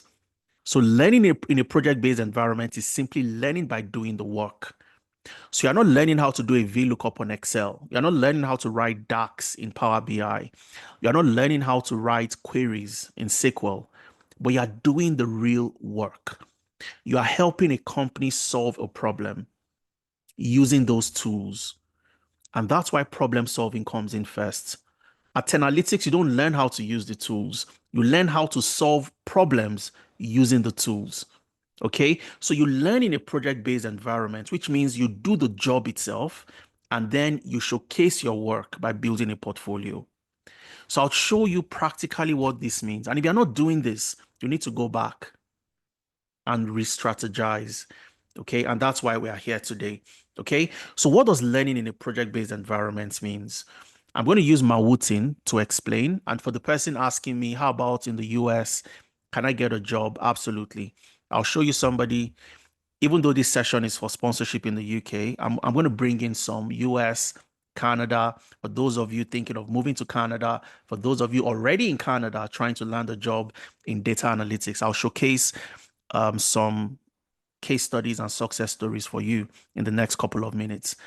Mawutin, we've seen Mawutin, who was operations manager in Nigeria. Today, he's a pathology data analyst. We saw his profile, how he was able to transition, but what exactly did he do? This is Pavel. Pavel was a teacher back in Cameroon, had no experience in tech, had no experience as a data analyst. He joined our data analytics program, and this year he landed a job as a healthcare data and reporting analyst. Okay, with the Arizona Community Physicians in Tucson, Arizona, in the US. So, how did a teacher get a job as a healthcare data and reporting analyst? And how did an operations manager get a job as a pathology data analyst? Very simple, project-based learning. This is how you must learn. So, I'll walk you through what project-based learning means. Okay, so if you write it down somewhere, project-based learning equals learning by doing the work, learning by doing the job. Okay, that's exactly what it means. So I'll take you to their classroom. But before I do that, let me show you Pavel's profile very quickly, just like I showed you everybody else. So Pavel, absolutely fantastic professional. He's in the US. Okay. Pavel is in the US. That's Pavel right there. Okay. If you go to Pavel's profile, you'd see Pavel's role, data analyst with the Arizona Community Physicians. He started this role in March this year, 2025, healthcare data and reporting analyst. Okay. And of course, prior to that, you'd see he worked with Analytics. For Pavel to get this job, two things happened. Number one was the hiring manager had to be sure that Pavel was the right person for this job. And one thing they looked for was, has he ever done this job before? Has he worked as a data analyst anywhere? Yes, they found that he worked with Analytics. Number two, can Tenalytics provide a reference to validate that Pavel knows how to use this tool, knows how to use this technology, and so on and so forth? And the answer was yes. Tenalytics was able to provide a reference to validate Pavel's skills. And that was why Pavel landed his job and every other person I've shown you so far. Okay. So, but how did Pavel learn? How did he move from an education background into healthcare? And I'll show you how exactly he did it together with Mawutin. Okay. So let's get into their classroom and let's try to place ourselves in Pavel's shoes. And like I said, this is the best way for you to learn if you also want to transition. Okay. So how do you learn? This is a live classroom. Okay. Um, and when I mentioned the fact that when you learn Excel, you don't learn the tool, you learn how to use the tool to solve a problem. So every single class has a case study. This case study is designed by professionals who have done that job. So it's a real company. The only difference is we've changed the name, we've changed the data for data privacy. Okay, so this is a case study for St. Luke's Hospital. All right. So you read about the introduction. What problem are they facing in this hospital? Okay. They currently have operational inefficiencies due to unstructured data. Management lacks visibility on patient trends and so on. People book to see the physician and it takes forever for them to get to see the doctor, get into the ER, and so on and so forth. So these are the type of problems you would solve using Excel. And this is just one specific case study. So Pavel and Mawutin, Pavel from an education background, Mawutin operations manager, they worked on this project. They solved the problem for this hospital. And by doing this, they were not just learning Excel, but they were learning how to do the job, analyzing health related data that enable them get a job within the healthcare sector. Okay. And when you do this, you learn in a project based environment. You don't stop there. You must build a portfolio to showcase to recruiters that you have that experience. All right. And I'll show you how. I'll show you a portfolio very quickly and what a portfolio looks like. So when you solve those problems, you build a portfolio. This is a portfolio, data analysis portfolio by Victoria. Okay. And one of the projects you'd see is a project on deep care hospital ER visit analysis, where you carried out those projects in class, you solve those problems for those hospitals, and you help them reduce the patient's wait time by 15%. How did you do this? There's a report on Tableau. If I click on this, it shows me that report. Okay. And it's a dynamic report built on Tableau. So anybody who has access to this report can see what Victoria has built. Okay, let me minimize so you can see this better. And it is interactive. The link to this portfolio would be on your CV. The link would also be on your LinkedIn profile. So anybody can see what you've built even without interacting with you. So I can click to deselect everything and it is dynamic. It's going to change. I want to see data for only Q3. I click on Q3 and then the report comes back up. I can see the number of patients, the average age, wait time, and so on. So any recruiter that sees this knows that this person can use Tableau. They are good in the use of Tableau. They are good in the use of Power BI. They are good in the use of Excel. And that's when you get invites for interviews and eventually you are able to land that job. So remember, how you learn determines if you get a job. You have to learn in a project-based environment where you are solving problems using all those tools I shared with you: Excel, Power BI, SQL, Tableau, and so on and so forth. Okay, these are other projects: Redux Airline analysis with Excel, Express Tech food delivery using Tableau, Nestle product analytics using Power BI, and so on and so forth. This is what a portfolio looks like. And like I said, what's the best way to learn? Two things you must always do. You must learn in a project-based environment, and you must know how to showcase your work using a portfolio. All right. If you don't do this already, you are doing it wrong. When you learn in a project-based environment, it gives you the knowledge of how to do the job, not just how to use Excel or use Power BI. Okay. So that was what Mawutin and Pavel were able to do and help them land the jobs. Pavel in the US, Mawutin in the UK got visa sponsorship. So once you've learned the skill, and of course, when you learn with us, apart from your live classroom, you have an LMS, a learning management system. And this is where you have access to all your materials any day, anytime, anywhere. So this is your dashboard. So let's assume, let's say Ukes has registered, for example. Okay, Ukes has registered, or Elizabeth has registered. Are we going to learn how to create and design the portfolio? Absolutely, you're going to learn. And I'll show you that now, Elizabeth. Okay, so let's say Elizabeth has registered. One of the things you'd see is what? Welcome back, Elizabeth. So this is my own dashboard, and that's why it's saying welcome back, Adeza. All right. Now, let's assume I've registered for data analytics. You'd see the course you've registered for. I'm going to scroll all the way down. Data analytics, continue learning. And this takes me into my classroom. Okay. So here is where I get to learn at my own convenience. I can watch any of my videos anytime. And I want to show you quickly for Elizabeth that asked, am I going to learn how to build the dashboard? Okay, so I'll show you how. So here I'm learning the trim function using Excel, and I'm taught by Ifemena, the co-founder of Tenalytics, who has worked in Ireland. He's worked with different organizations in the UK, in the US as well. And this is the person teaching you how to use Excel to solve problems. All right.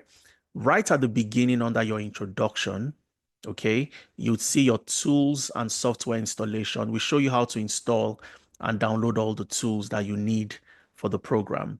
Okay. You'd also see, get to your welcome address, introduction to data analytics. And one of the things you'd see is also what? Building a portfolio, optimizing your LinkedIn profile. I'm going to come to that, Elizabeth. You asked, okay, so building your portfolio. So first things first, you get to learn, what do I start with? How do I come up with my checklist? How do I ensure that I can build that portfolio and upload it just like you saw Victoria do? Okay, so these are all the things. So any day, anytime, I can decide to wake up on a Sunday morning. Okay, I'm free. I want to learn dashboarding in Excel. I come here, go to dashboarding using Excel, and I start introduction to dashboarding. And I can watch the videos. And again, like I said, you are taught by the very best. Ifemena, over a decade experience. And Ifemena is going to walk you through all the things you need to know and so on and so forth. Okay. So this is what your dashboard looks like and how you get to learn at your own convenience. Excuse me. When you have an interview, which is one of the brilliant aspects of the platform, You don't need to speak to anybody. One thing I've seen or I've heard from so many people, they've registered to different programs before in the past and they got burnt. Okay. So they have an interview, there's nobody to speak to. They need a reference, there's nobody to ask questions. If you have an interview, all you need to do is come to your dashboard. You'd see your interview prep, click on schedule appointments, fill all your details. Okay. What program did you register for? Data analytics. You copy the link to the job you're applying to, you paste it here. The details about the interview, if you received an email, you paste it here. What stage? First stage, second stage, HR conversation, select.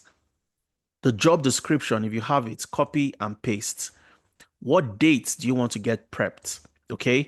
You select the dates you want, you select that date, upload the CV you used to apply. Okay. The CV you used to apply, you upload, and then you're able to book an interview prep. So your interview prep is where somebody jumps on a call one-on-one, would ask you mock questions based on the job description you've provided. And because they have experience working in that region, I've worked in the UK, for example, myself, I'll prep you for certain interviews. So you know exactly what to go in there to say. You know you're meant to start with small talk. You know you're meant to look confident and sound confident when answering questions. And you know that you must answer questions in using a particular framework. How do you introduce yourself? How do you answer competency-based questions and so on? And these are the things we show you during your interview prep sessions. Okay. So these are the things that ensure that people like Mawutin and Pavel that got these jobs, it didn't happen by chance. They followed a particular process. So when you've learned in a project-based environment and you build a portfolio, that forms part of your work experience. Okay. So how do you gain and showcase experience without getting the job?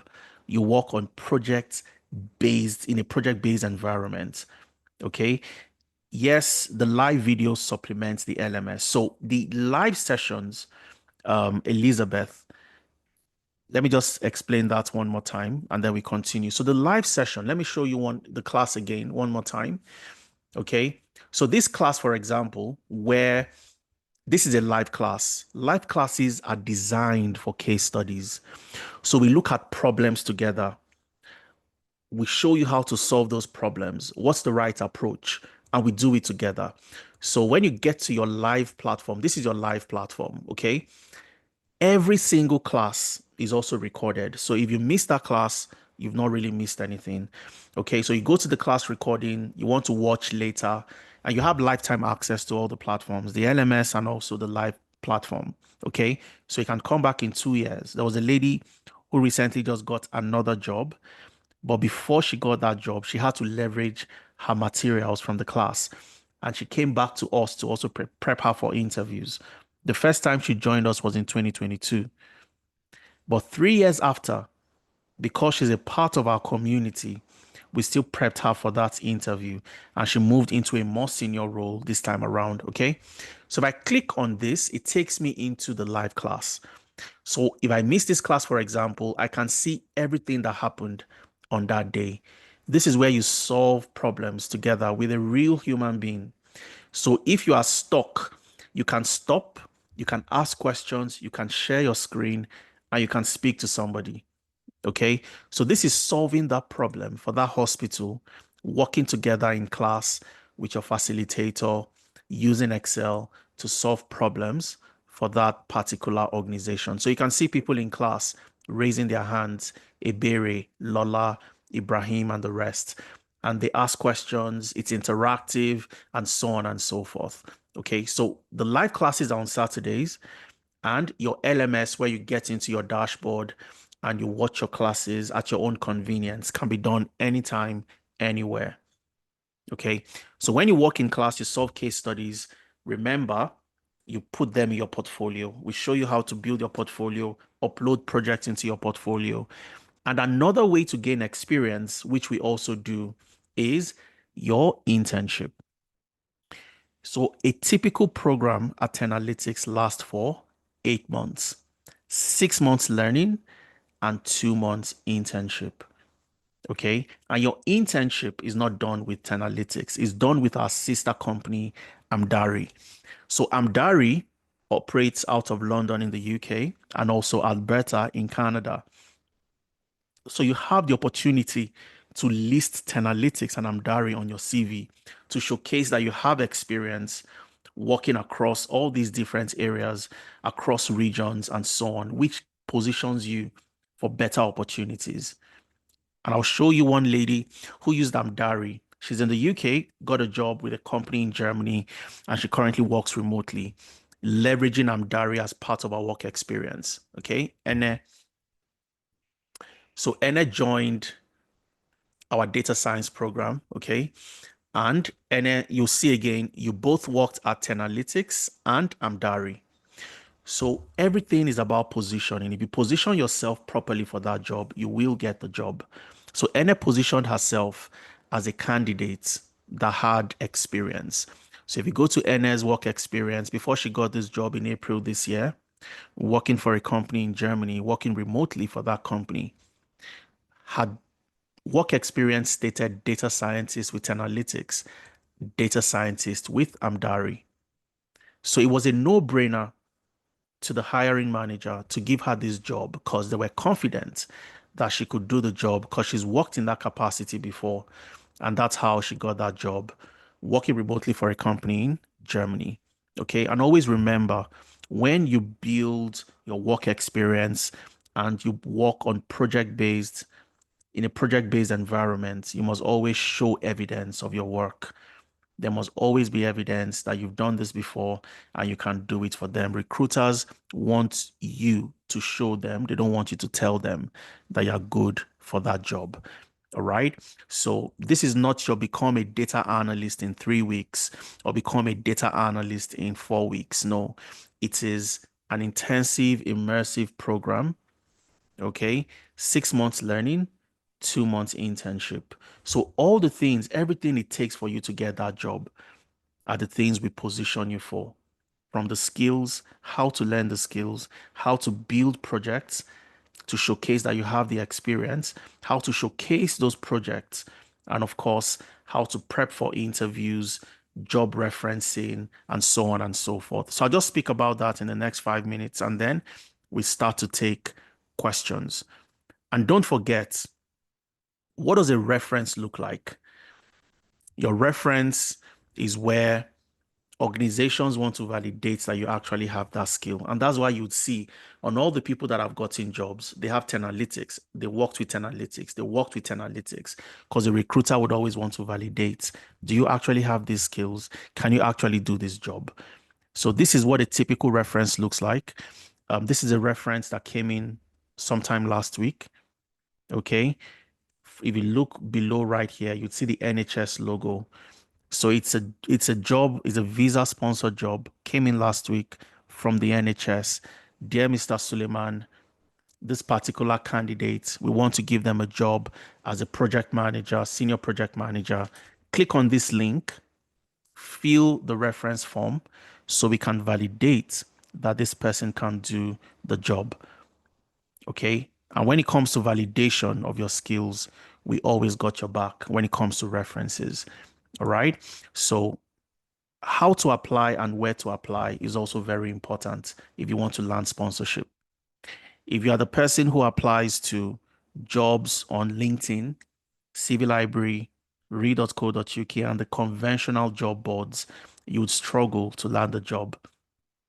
So, what we do for you is position you and share jobs to you that are exclusively visa sponsorship. Okay. So, we register to platforms that are paid platforms where you can't just get access without paying. So we pay to those platforms, we scrape those jobs, and we validate that these are the type of jobs you can do, and we send them to you. And I'll give you an example of one of those platforms. All right, one of them is UK Visa Jobs. Okay, UK Visa Jobs is a fantastic platform for getting access to what um, jobs that come with visa sponsorship in the UK. So we Everybody don't cannot just get access to this platform and start applying. You need to subscribe. And for a lot of people, you are trying to get a job, so subscribing to paid platforms would be a hassle. So we pay and we make these jobs available to you. So we get jobs every time. You have jobs from the NHS, from Deloitte, the companies that have the license to sponsor, and so on and so forth. Okay, so we get these jobs, we script them, and ensure that these jobs are available to you. And I'll give you an example of how you get access to the jobs. So, what this does for you is while your counterparts are applying to jobs that are conventional on conventional platforms and they get results that are conventional, you apply to jobs that are exclusively visa sponsored. Okay, so you get interviews a lot faster and so on. All right, so how do we get these jobs across to you? So in your classroom, one of the things you'd find is job offers. So if I click on job offers and I click on that link, it takes me to where every single week, 27th of October, 20th of October, every, no, not just UK, Canada, US, and so on. We send them to you.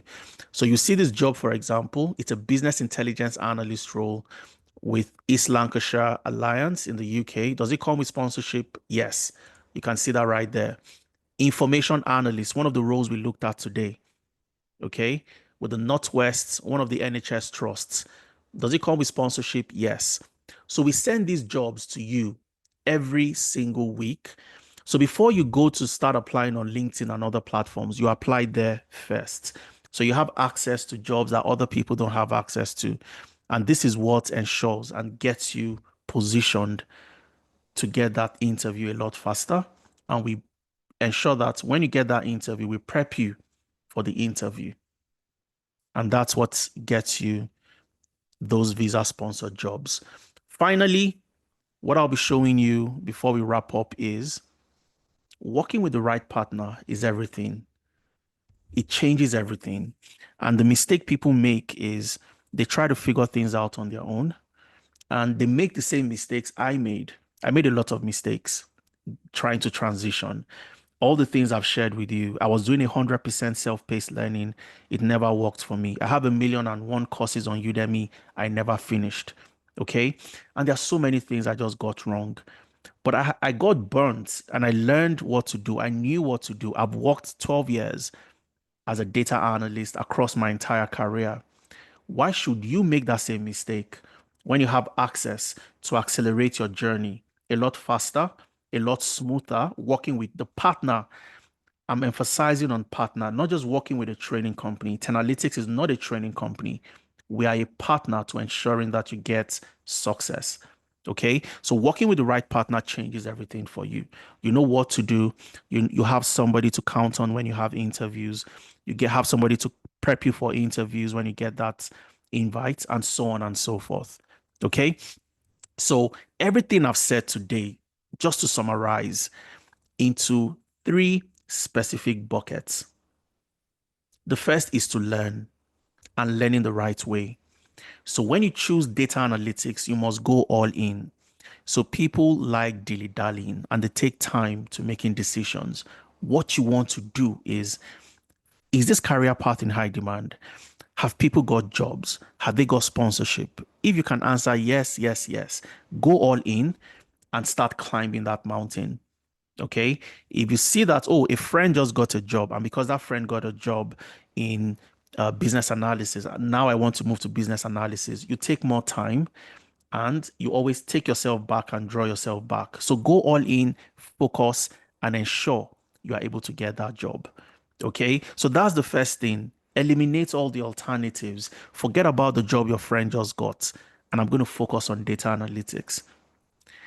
Secondly, how do you learn, where you learn, how you learn, the skills, very, very important. So when you learn, you need to package. And packaging is positioning you and presenting you as the best candidate for that job. And I've shown you strategically through the session from your LinkedIn, the way you structure your work experience, listing that you are on that job. So when you join us, you don't join us as a student, you join us as a consultant. because you solve problems that shows you can do the job. Okay. And that's why you can list Tenalytics or Amdari where you do your internship as part of your work experience. So we help you with your CV. We review and revamp your CV for you, the very first CV. We do that for you. Okay. And just to go to the classroom and show you what that looks like. Okay. So you send your CV to us, you upload your CV. You can see that upload your CV here for revamp. So you upload your CV, you turn your CV in, and then we ensure that CV is industry standard, keyword optimized, go past the ATS to get you more interviews. All right. So when you get more interviews, you don't have to, you need to also know how to tailor your CV. So when you're applying to jobs, you don't have to wait for somebody to always tailor your CV for you. So we do it the very first time for you and we show you how to tailor your CV. Okay, so I would show you, I created a video to show you how to tailor your CV step by step. So when you apply to jobs, you apply based on the job requirements. You're not one of those people that take one CV and apply to 100 jobs. No, you take 100 CVs and apply to 100 jobs. And you do this so fast because you leverage different technologies to help you tailor. All right. We help you with your LinkedIn optimization. So for those of you that looked at all the success stories I've shown you so far, the LinkedIn is in a particular method. You list analytics, you list Amdari as part of your work experience, and that gives you that leverage to also get a reference from us. Position and show recruiters that you are currently on the job. You're not just telling them you can do the job, but you're showing them that you can do it. Also through your portfolio. So you build a portfolio to showcase. You have the link to your portfolio on your LinkedIn, on your CV. So people can see and know how good you are before they even meet you. Then you have mentorship sessions. The mentorship sessions are tremendous, absolutely amazing. So this is where you have the opportunity to interact with me every single week. So you'd see mentorship sessions, how to search for jobs, how to pivot, LinkedIn optimization, interview simulation, navigating the job market, breaking into breaking into tier one tech companies. So we also bring in industry experts across the UK, the US, Canada. We bring them in. They also come to handhold you to ensure you are able to make the transition, how to overcome the imposter syndrome. Okay. So this is a LinkedIn optimization session, for example. I took this session. I'll show you categorically from how to create your pictures, your profile pictures using Google AI Studio and so on. These are the things you get to do during your mentorship sessions. All right. And when you have an interview, like I showed you earlier, all you have to do, you don't need to speak to anybody. Just go to your dashboard on the LMS, look for interview prep. You can book an interview easily. When you have a reference, you've gotten that offer, and the company wants to do a background check, we provide you with the references. And finally, when you get a job and for some reason there is a particular task that is a bit difficult than you, more difficult than you anticipated, we also work with you, of course, taking into consideration data privacy issues to help you navigate those challenges. And finally, apply. We show you where to apply, how to apply, and eventually you need to know that when you apply to jobs, it only represents 40% of people that get jobs. And there are other strategies we show you. Okay. The other 60% of people that get jobs does not come from applying. It comes from networking. It comes from referrals. It comes from attending, networking sessions and events and so on and so forth, recommendations. So we show you how to tap into the hidden and the paid job markets. And one of the quick wins I can give you for free in this session today, no matter where you are, if you are in Leeds, you are in Southampton, just go on Google, anywhere in the UK, anywhere in the US, you're in Canada, in Alberta, you're in Ontario, wherever you are, type on Google, tech accelerators near me, tech hubs near me, innovation hubs near me. Just type that on Google. It's going to bring out a list of all the accelerators, the tech hubs, innovation hubs start attending one of them. Okay. We do that and we show people how to do this. And it gives you access to numerous opportunities to network with the founders and the co-founders of companies that can give you access to jobs. And most of these accelerators and innovation hubs have free events every single week. You can attend those free events, community coffees, and engage and network with people. So we show you how to do all these things. And that's where you start to get closer to the opportunities that would enable you land that job a lot faster. So you learn, focus, learn the right way, gain the skills the right way, know how to do the job, package, position yourself, present yourself as the best candidate, know how to apply, know where to apply, tap into other markets, the hidden job markets, and that's what gets you the job eventually. Okay. So, what does it take for you to get started with Analytics? For those that want to get started, for somebody like Damilare, Damilare was a digital marketer. Today, he's a sustainability analyst in the UK. He moved to the UK, joined our data analytics program. He followed the LPA approach, learn, package, apply. We showed him how to do this. April last year, he got a job as a sustainability data analyst with a company in Leeds. Okay, let me see if I can find Damilare very quickly. Oluwadamilare Eweje. That's him right there.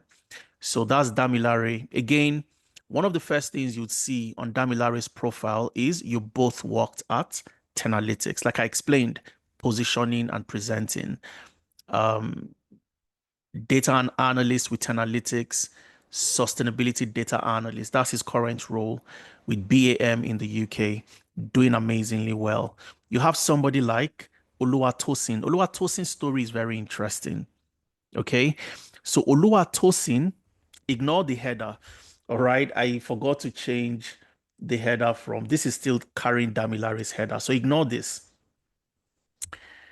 Oluwatosin, let me tell you Oluwatosin's story very quickly. And this is very inspiring. Oluwatosin had a public health background before he moved to the UK. All right.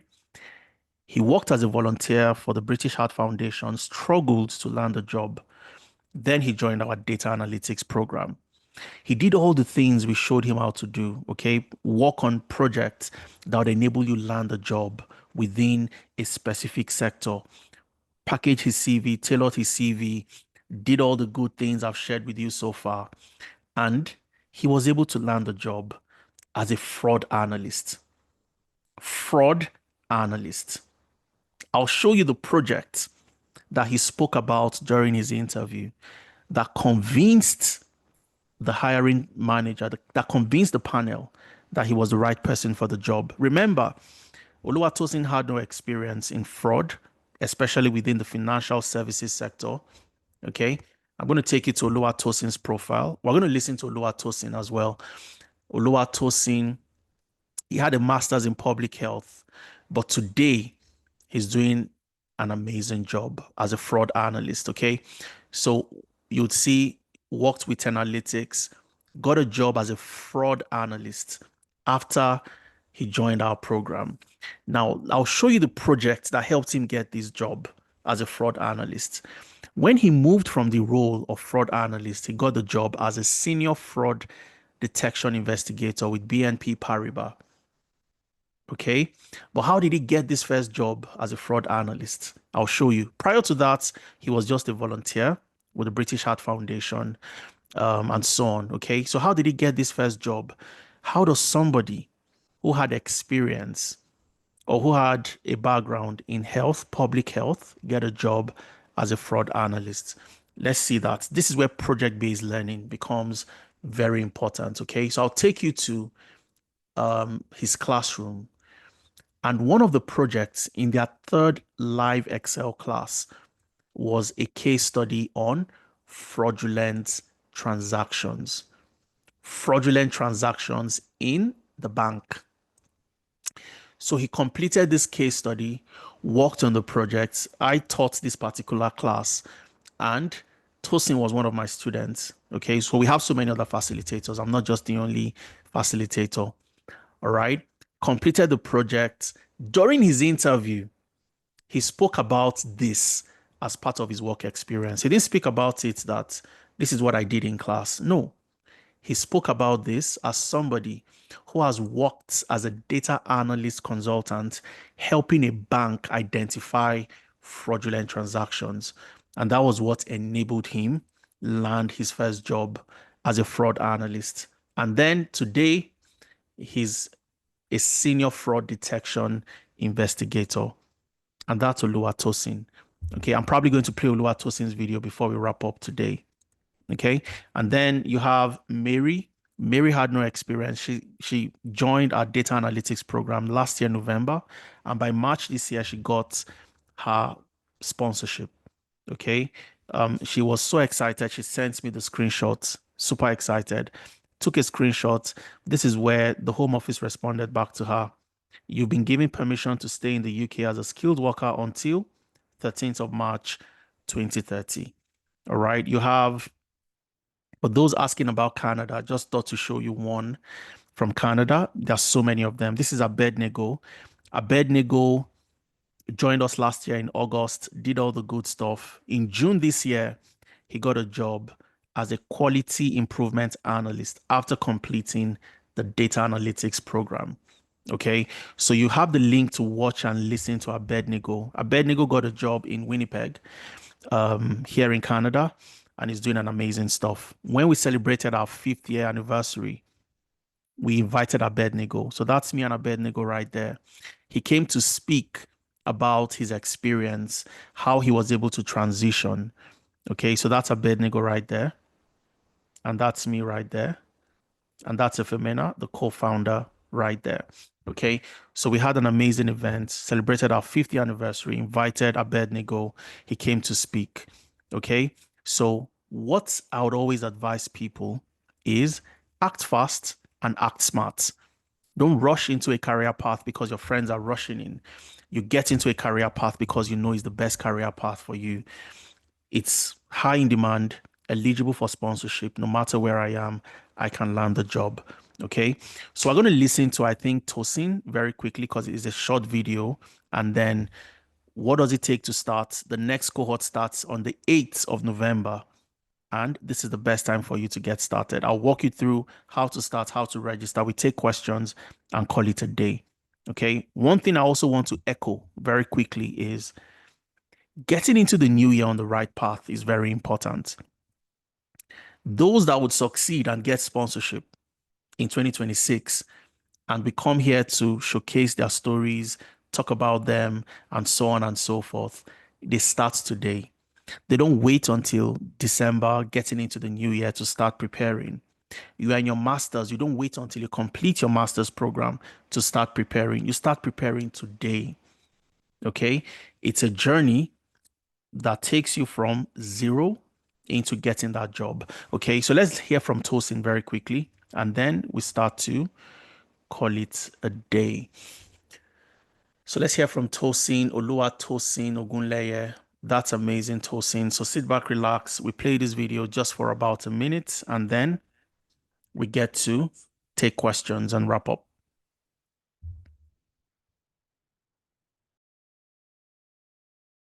Hello, my name is Oluwatosin Ogunleye. With the August DA cohort with Analytics. I just got a job as a fraud analyst. So my role as a fraud analyst is to investigate and prevent fraud on credit cards. I got this job after I joined Analytics. The mentorship session, the CV review sessions, these sessions were very helpful in me getting this role. And I had an interview prep as well. All these were highly instrumental in me getting the job. And I'm really grateful for Analytics. Thank you.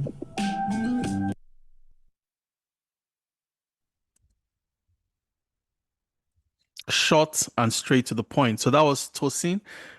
Absolutely phenomenal, professional. So how do you get started today? The next cohort starts on the 8th of November. So we've had cohorts all the way down from January. We're going to have till December. All right. So for those of you looking to get started, the discount, we have an amazing discount. The discount is ending very soon. I think it ends by the end of this week or 31st of October by the end of the month. So we have just about 2 days to the end of the discount. So if you want to get started, you are compelled. Today's session focused on data analytics. You want to get into data analytics, this is the best time to start. Like I said, those that will get sponsorship next year, get that job next year, we showcase.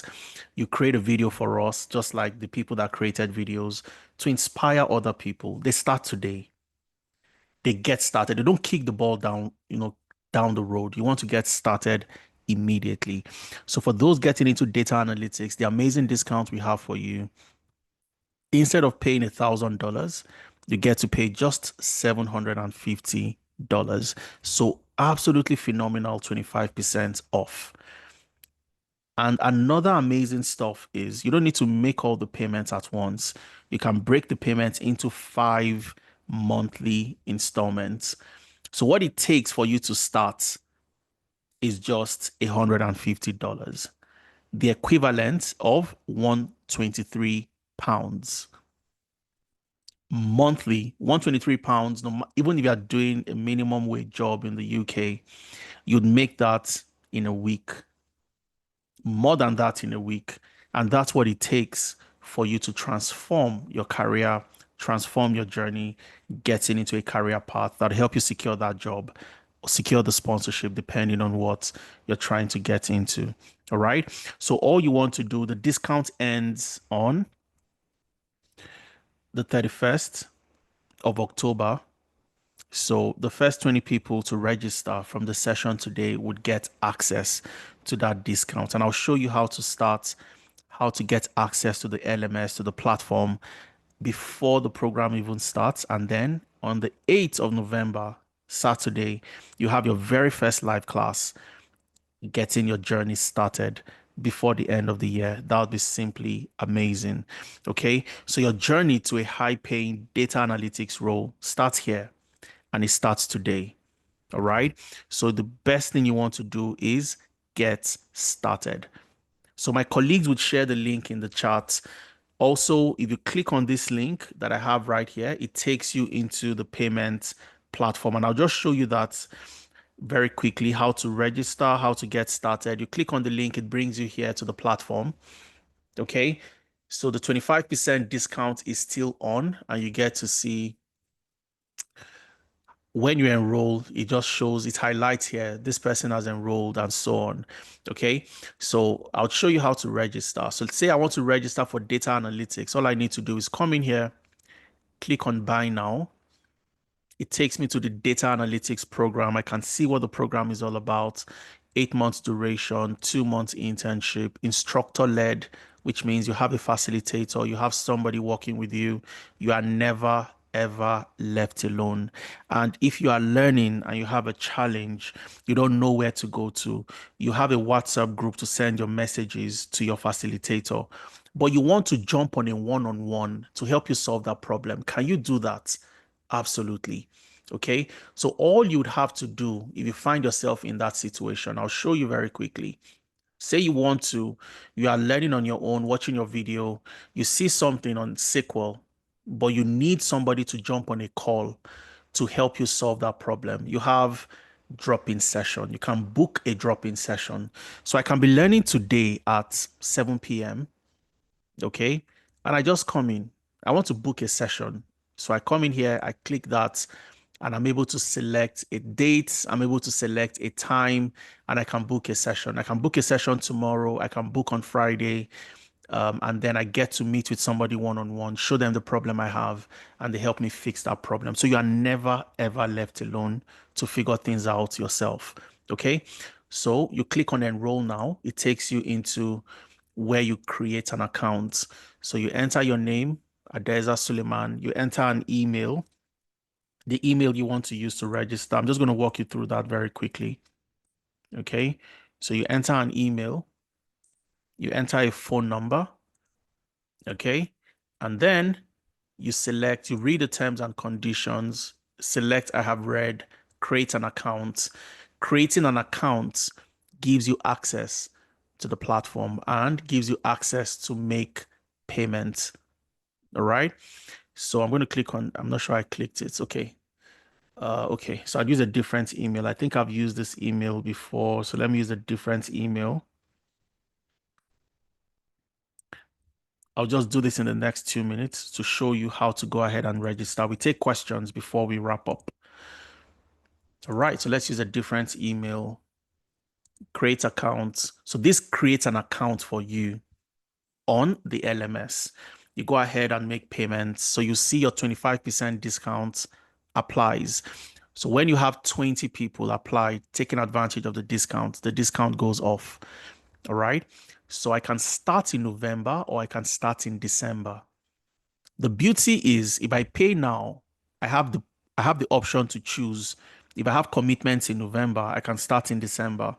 But if you are paying later to join November, okay, or join December, you miss out on the discount. So you don't want to miss out on the discount. So we have the next cohort November, the next in December for 2025. You can also select your currency if you want to pay in USD, Canadian dollars, euros, pounds, or even naira. Okay. So I want to pay in pounds, for example. I select that and I get to see instead of 820 pounds, I can pay 5 monthly installments of 123 pounds per month for 5 months. So what this means is for me to start my cohort on the 8th of November, all I need to do is pay 123 pounds. I get started and then I can pay subsequently in the next few months. All right. If you make one full payment or 2 monthly payments, you get additional discount of about 30, 30 pounds. Okay. So instead of paying a total of 615, you get to pay just 585 if you make one payment or 2 monthly payments. But let's say I want to make 5 monthly payments. Click on that. So how much is it in Naira? Just select the Naira option. It shows you the equivalence in Naira. Okay. So 5 monthly payments, I click on apply discounts because the rates change. We don't control the rates. The platform already has, we use Stripe as the payment partner. So they control what the rates would look like. So just change. If you want to pay in US dollars, it gives you the equivalence. In Canadian dollars, gives you the equivalence and so on. Okay. So I come in here, confirm all my details. I see the amount I'll pay. I make my first payment today, November, December, January, February. Now, the amazing stuff after registering, after making payments is my next payment is meant to come in November 29th because I'm paying on the 29th of October. But you can move that payment forward or backwards depending on when salary comes in, for example. So your dashboard, you have the opportunity to do that. Okay. So you can change it to maybe 25th or 26th if that's when salary comes in, or 30th, 31st if that's when your salary comes in, and so on. So you have that flexibility. Okay. So I come in here, confirm my details. I've read the terms and conditions and I click on pay now. All right. And this is where I go ahead, enter my credit card details, my debit card details, and I go ahead to complete my payments. So I'm just going to show you what it looks like. So I enter my details. Of course, those are not real credit card details. I enter all the details for me to go ahead and make payments, enter the postcode and so on, and click on pay. All right. So when you click on pay, you just need to complete a few set of questions and that gets you into the learning management system. So you see payment successful. The next thing is to go to your dashboard. All right. Going to dashboard gives you access. You need to verify your email. So you have an OTP sent to your email. Go to your email, look for that OTP from Tenalytics, and then enter the OTP right there. Okay. And verify your email.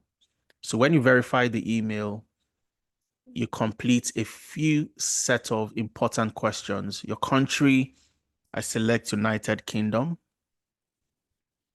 Okay. Your gender, indicate your preferred timing. You select your preferred timing. How did you find out about us? You select Where did you see us? Was it on LinkedIn? Was it on Instagram? Was it on our website? Was it from Adeza, Ifemena, and so on? Wherever you heard about us from, just select the option, family and friends, and so on. Okay. So I'm just going to select my name. I heard from Adeza Suleiman. Click that. You can enter an optional email. Okay. You don't need to enter a referral code because you already have the discounts. What made you register? Select that, write that in. Your time commitment, which is very important. And I always recommend at least 1 hour per day. Okay. So 7 to 10 hours per week. So at least 1 hour per day, 7 hours at the minimum is the best, that's the sweet spot. So complete setup. So when I complete this, it takes me into my dashboard. I can start, booking my appointments for interviews and so on. If I go to my billing history, I can see the payment I've just made. I can see when my next payment would come in. If I need a grace period, I can request for a grace period and so on. I can change my credit card or debit card details and so on and so forth. I can extend my next payment period if my salary doesn't come in on a particular date and so on and so forth. Okay. So this is how you get access to the platform. The first live class starts on the 8th of November, and this is how you get started. All right. So I'm going to take questions if you have questions for me, and before we call it a day. Again, for those of you asking, oh, are there more testimonials? You spoke about only data analytics today. What if I want to see more testimonials? Can I see more? Absolutely, you can. Okay. So if you go on YouTube, search for 10 analytics on YouTube. Okay. Search for 10 analytics. Go to the 10 analytics YouTube page. Click on the logo. Make sure you subscribe. Click on the logo. And you'd see all the different sessions we've had over the last 4 years. Okay. You can go to playlist, click on playlist. And under playlists, you'd see where you have alumni job success stories. Click on view full playlist and you'd see access to amazing professionals. Somebody like William, who got a job in Poland after completing data analytics. You have this amazing lady, business analysis, data analytics, business analysis, project management, and so on and so forth, cybersecurity, and amazing, amazing people. You can watch all these videos, follow us across all platforms on Instagram, on LinkedIn, Facebook, X, and so on. All right. So I'm going to take questions before we call it a day, as promised. So I'll first go through all the charts. And then if you have questions, you can, of course, unmute yourself. Now, for some people, I think I saw a question, somebody saying that, oh, Adez, I'm not entirely sure of which program to register for. What do I do? So what I advise you to do is book a clarity session. Okay, there's something called a clarity session. The clarity session is where you have the opportunity to speak to one of our career coaches and they guide you based on your past experience. So to get invited for clarity, if you haven't filled the attendance form, you're going to miss out on a lot of things. You'll miss out on this recording. You miss out on my slides. You also miss out on the possibility of joining a clarity session. Okay. So that's where you have the opportunity to ask questions. Okay. Ask questions about your past work experience. What particular career path does it tie to? So we send you an assessment form. You fill that form and it recommends to you and then we walk through it together. We don't decide for you, but we guide you to ensure you select the right career path. Okay. And of course, you can reach out to us on any of these numbers via email, enquiries at tenalytics.io, admission at tenalytics.io, or any of these numbers. You can reach out to my colleagues and somebody would respond to you. Okay. So let's start taking questions in the next 10 minutes before we wrap up. So let me see questions from Elizabeth. I have issues navigating. Okay, I think that was what I saw. My experience is in product management and product marketing. I think data science would be more ideal for me to get more data savvy instead of data analytics. The major difference between the two The data scientist does a little bit more in terms of predictive analytics. So the data analyst will tell you what happened in the company and why it happened. Those are the two major things the data analyst will tell you: what happened and why did it happen. So let's take a company, for example, let's say Netflix, or let's say a bank. Netflix would want to know how many new subscribers have we gotten from January to October 2025? What happened? So the data analyst would get the data, analyze, and show a trend from January to October. For some months, you might have higher number of subscribers. So let's say in June and in March, you had high number of subscribers. The next question is, why did it happen? So why do we have high number of subscribers in March and also in June? So the data analyst would also dive deeper into the data to identify why did it happen. So those are the two questions the data analyst answers. What happened? Why did it happen? These are questions any company wants to know. If I know the reason why I have high number of subscribers in March and in June, I can do those same things, those same strategies to get more customers, more subscribers. The data scientist, on the other hand, would do what the data analyst would do. What happened? Why did it happen? And also predict what will happen in the future. And to predict what will happen in the future, you must know predictive analytics, statistical modeling using Python, and predictive analytics essentially. So that's where the data scientist learns how to use Python. So for most people, the question is always, if you are someone who is confident learning Python, then data science is fantastic for you, because you can get a job as a data scientist, you can get a job as a data analyst. If you don't want to learn Python, then you consider data analytics, which is a fantastic way for you to get into the data ecosystem as well. Python is not difficult, it's very easy, very straightforward, especially the way we have designed the curriculum. For the beginner, we don't expect you to know anything in the use of data for you to join any of our programs. I hope I answered that question to Elizabeth. Crystal is saying, if I pay by the 31st, am I getting the discount for December? Most likely not, Crystal. Okay. So what you want to do is reach out to one of my colleagues. Make sure you have a conversation with somebody. Let them know your plans to pay on the 31st. Okay. Because the discount might be available on the 31st. It might also not, it might have run out of discounts, meaning that if we have 20 people that have registered, then the discount is off. You have to pay the full amount. Okay. So, but if we have slots still available, then you can, if you pay on the 31st, yes, you still get access to the discount. So the discount is based on the number of slots, 20, and also the time you pay, to join. If you paid on the 31st and the discounts are gone, then you have to pay the main amount of £1,000, which $1,000, I beg your pardon, which means you pay $200 every month. But if the discount is still available, because we don't have 20 people that have taken all the slots, then you still have access to the discounts. All right. Please, the self sponsorship in the UK. Self sponsorship is a bit tricky. All right. And because we are not immigration consultants, I really don't like giving advice on immigration related issues.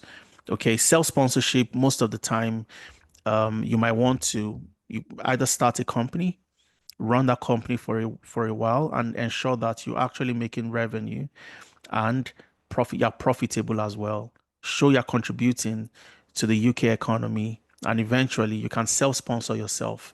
But all the details involved, the nuances, I would always advise you to speak to an immigration consultant. Okay. And that would help you get more clarity, Raymond, on that. So let me take more questions. Can a data, okay, so that's Raymond asking the question again. All right. Let me see. Is it possible for a data analyst to transition into data science? Yes, and I did it. Okay. So for a data analyst to transition into data science, you only need one thing, one technology, and you need one other focus area. The focus area is predictive analytics, predictive to predict. And you need to know, for you to know predictive analytics, you need to know how to use Python, statistics. All right. So I did it. I mean, when I started out my career, I was just a data analyst. I knew Excel, I knew Power BI, and SQL. Those were the three tools I knew, and I got my crack into the data ecosystem. But over time, I picked up Tableau, I picked up Python for machine learning, exploratory data analysis, and that got me data science opportunities. Okay. So if you want to transition, that's the natural progression for you, Simeon. All right. You have your data analytics skills, then you add statistical modeling.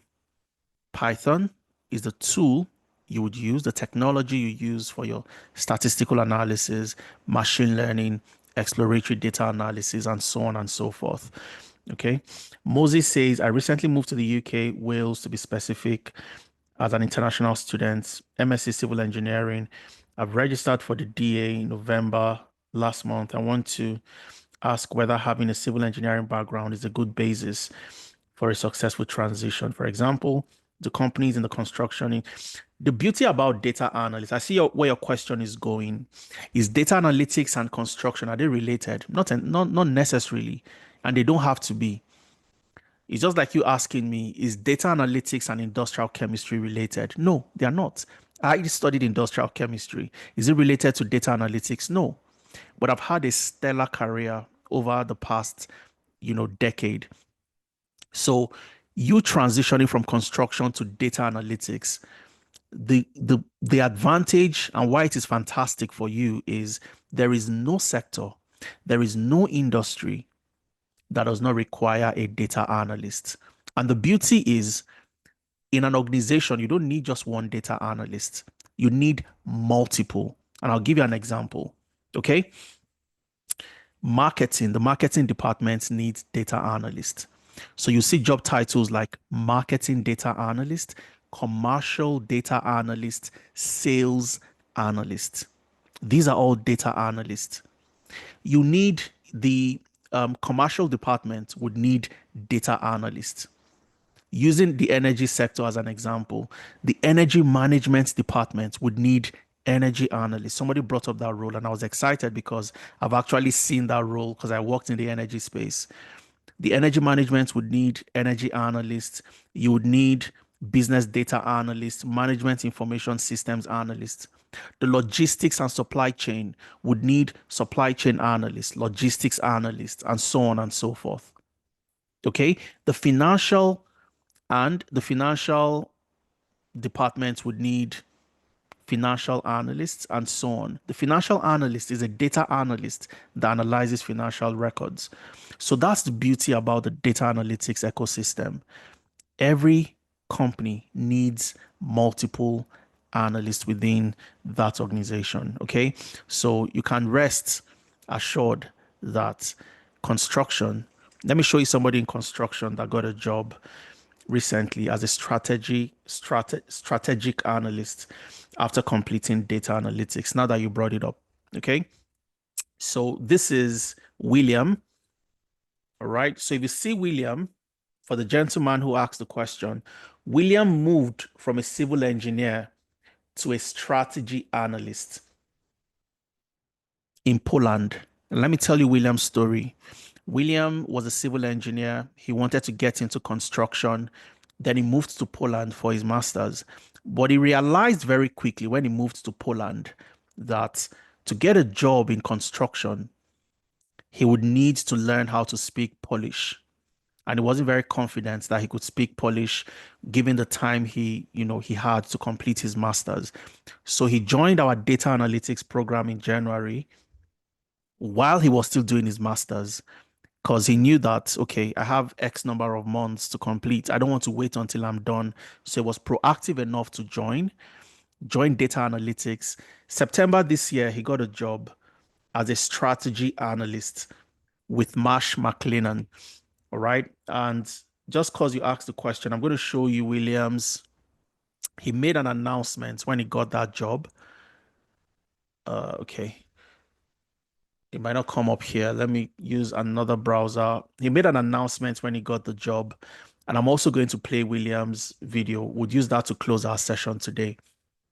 So we click on that. You'd see when William made the announcement of getting that job. William Archibong, Patrick, I'm excited to share that I've officially joined Marsh McLennan as a strategy analyst. Now, if you go to William's profile, if you go to his profile, what you'd find before he got that job is what? Data analyst, as usual, with analytics. He started this job in October this month. So it's a new job. He just resumed as a strategy analyst. But what does he do for this company? He helps them analyze performance data, KPIs, develop and maintain dashboards and reports, and so on and so forth. Okay. So if you go to Williams' experience or his education rather, you'd see that right here. When he moved to Poland for his master's in construction and civil engineering, he studied in Igbinedion, Nigeria, civil engineering as well. So you are in good hands. If somebody like William moved from engineering, civil engineering to data analytics, you can also do the same because every organization needs a data analyst. I hope that helps, Moses. I hope that helps. I observed the 95% of what you explained here. I'm a fast learner. I'm good with computers. I would say that this session with you, Gaffer, was an eye-opener. The way you take your time to explain, elaborate, show receipts. I have never seen anybody teach like this in the tech space. Analytics is my choice, and I'm glad to be here. Absolutely. We're super excited to have you here, Yukes. I look forward to working with you. You're going to see me in your sessions, mentorship, and so on and so forth. And I can't wait to have you in one of my sessions and have you on board. Dell is saying, does every organization also need a business analyst? Absolutely. The role of the business analyst is to help organizations optimize their processes. There are three things that are constants in any business. Okay, three things that are constant. Number one is people. Okay, three critical components or crucial components. Number one is people. Number two is technology.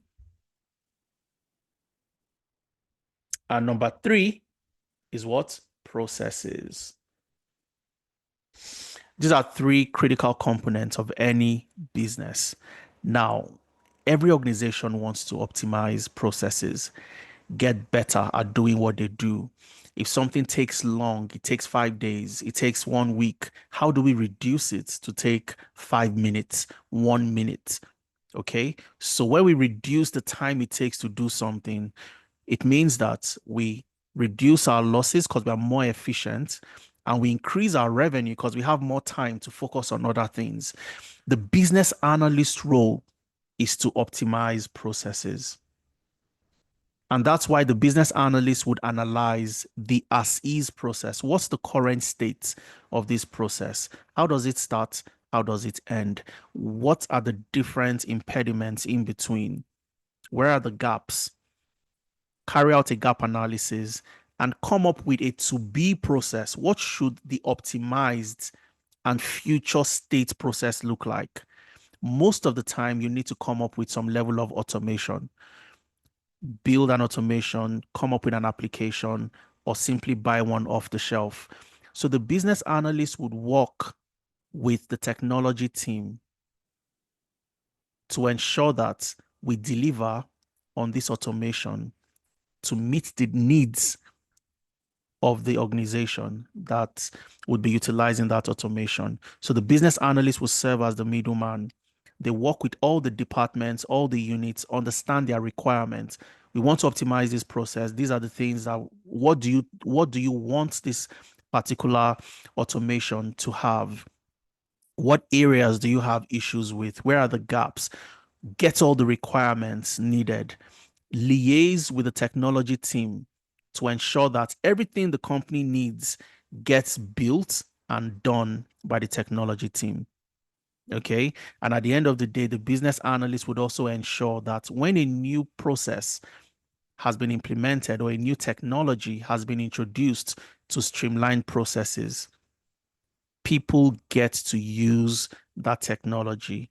So you ensure that that change happens within the organization. And that's why business analysts are also change agents.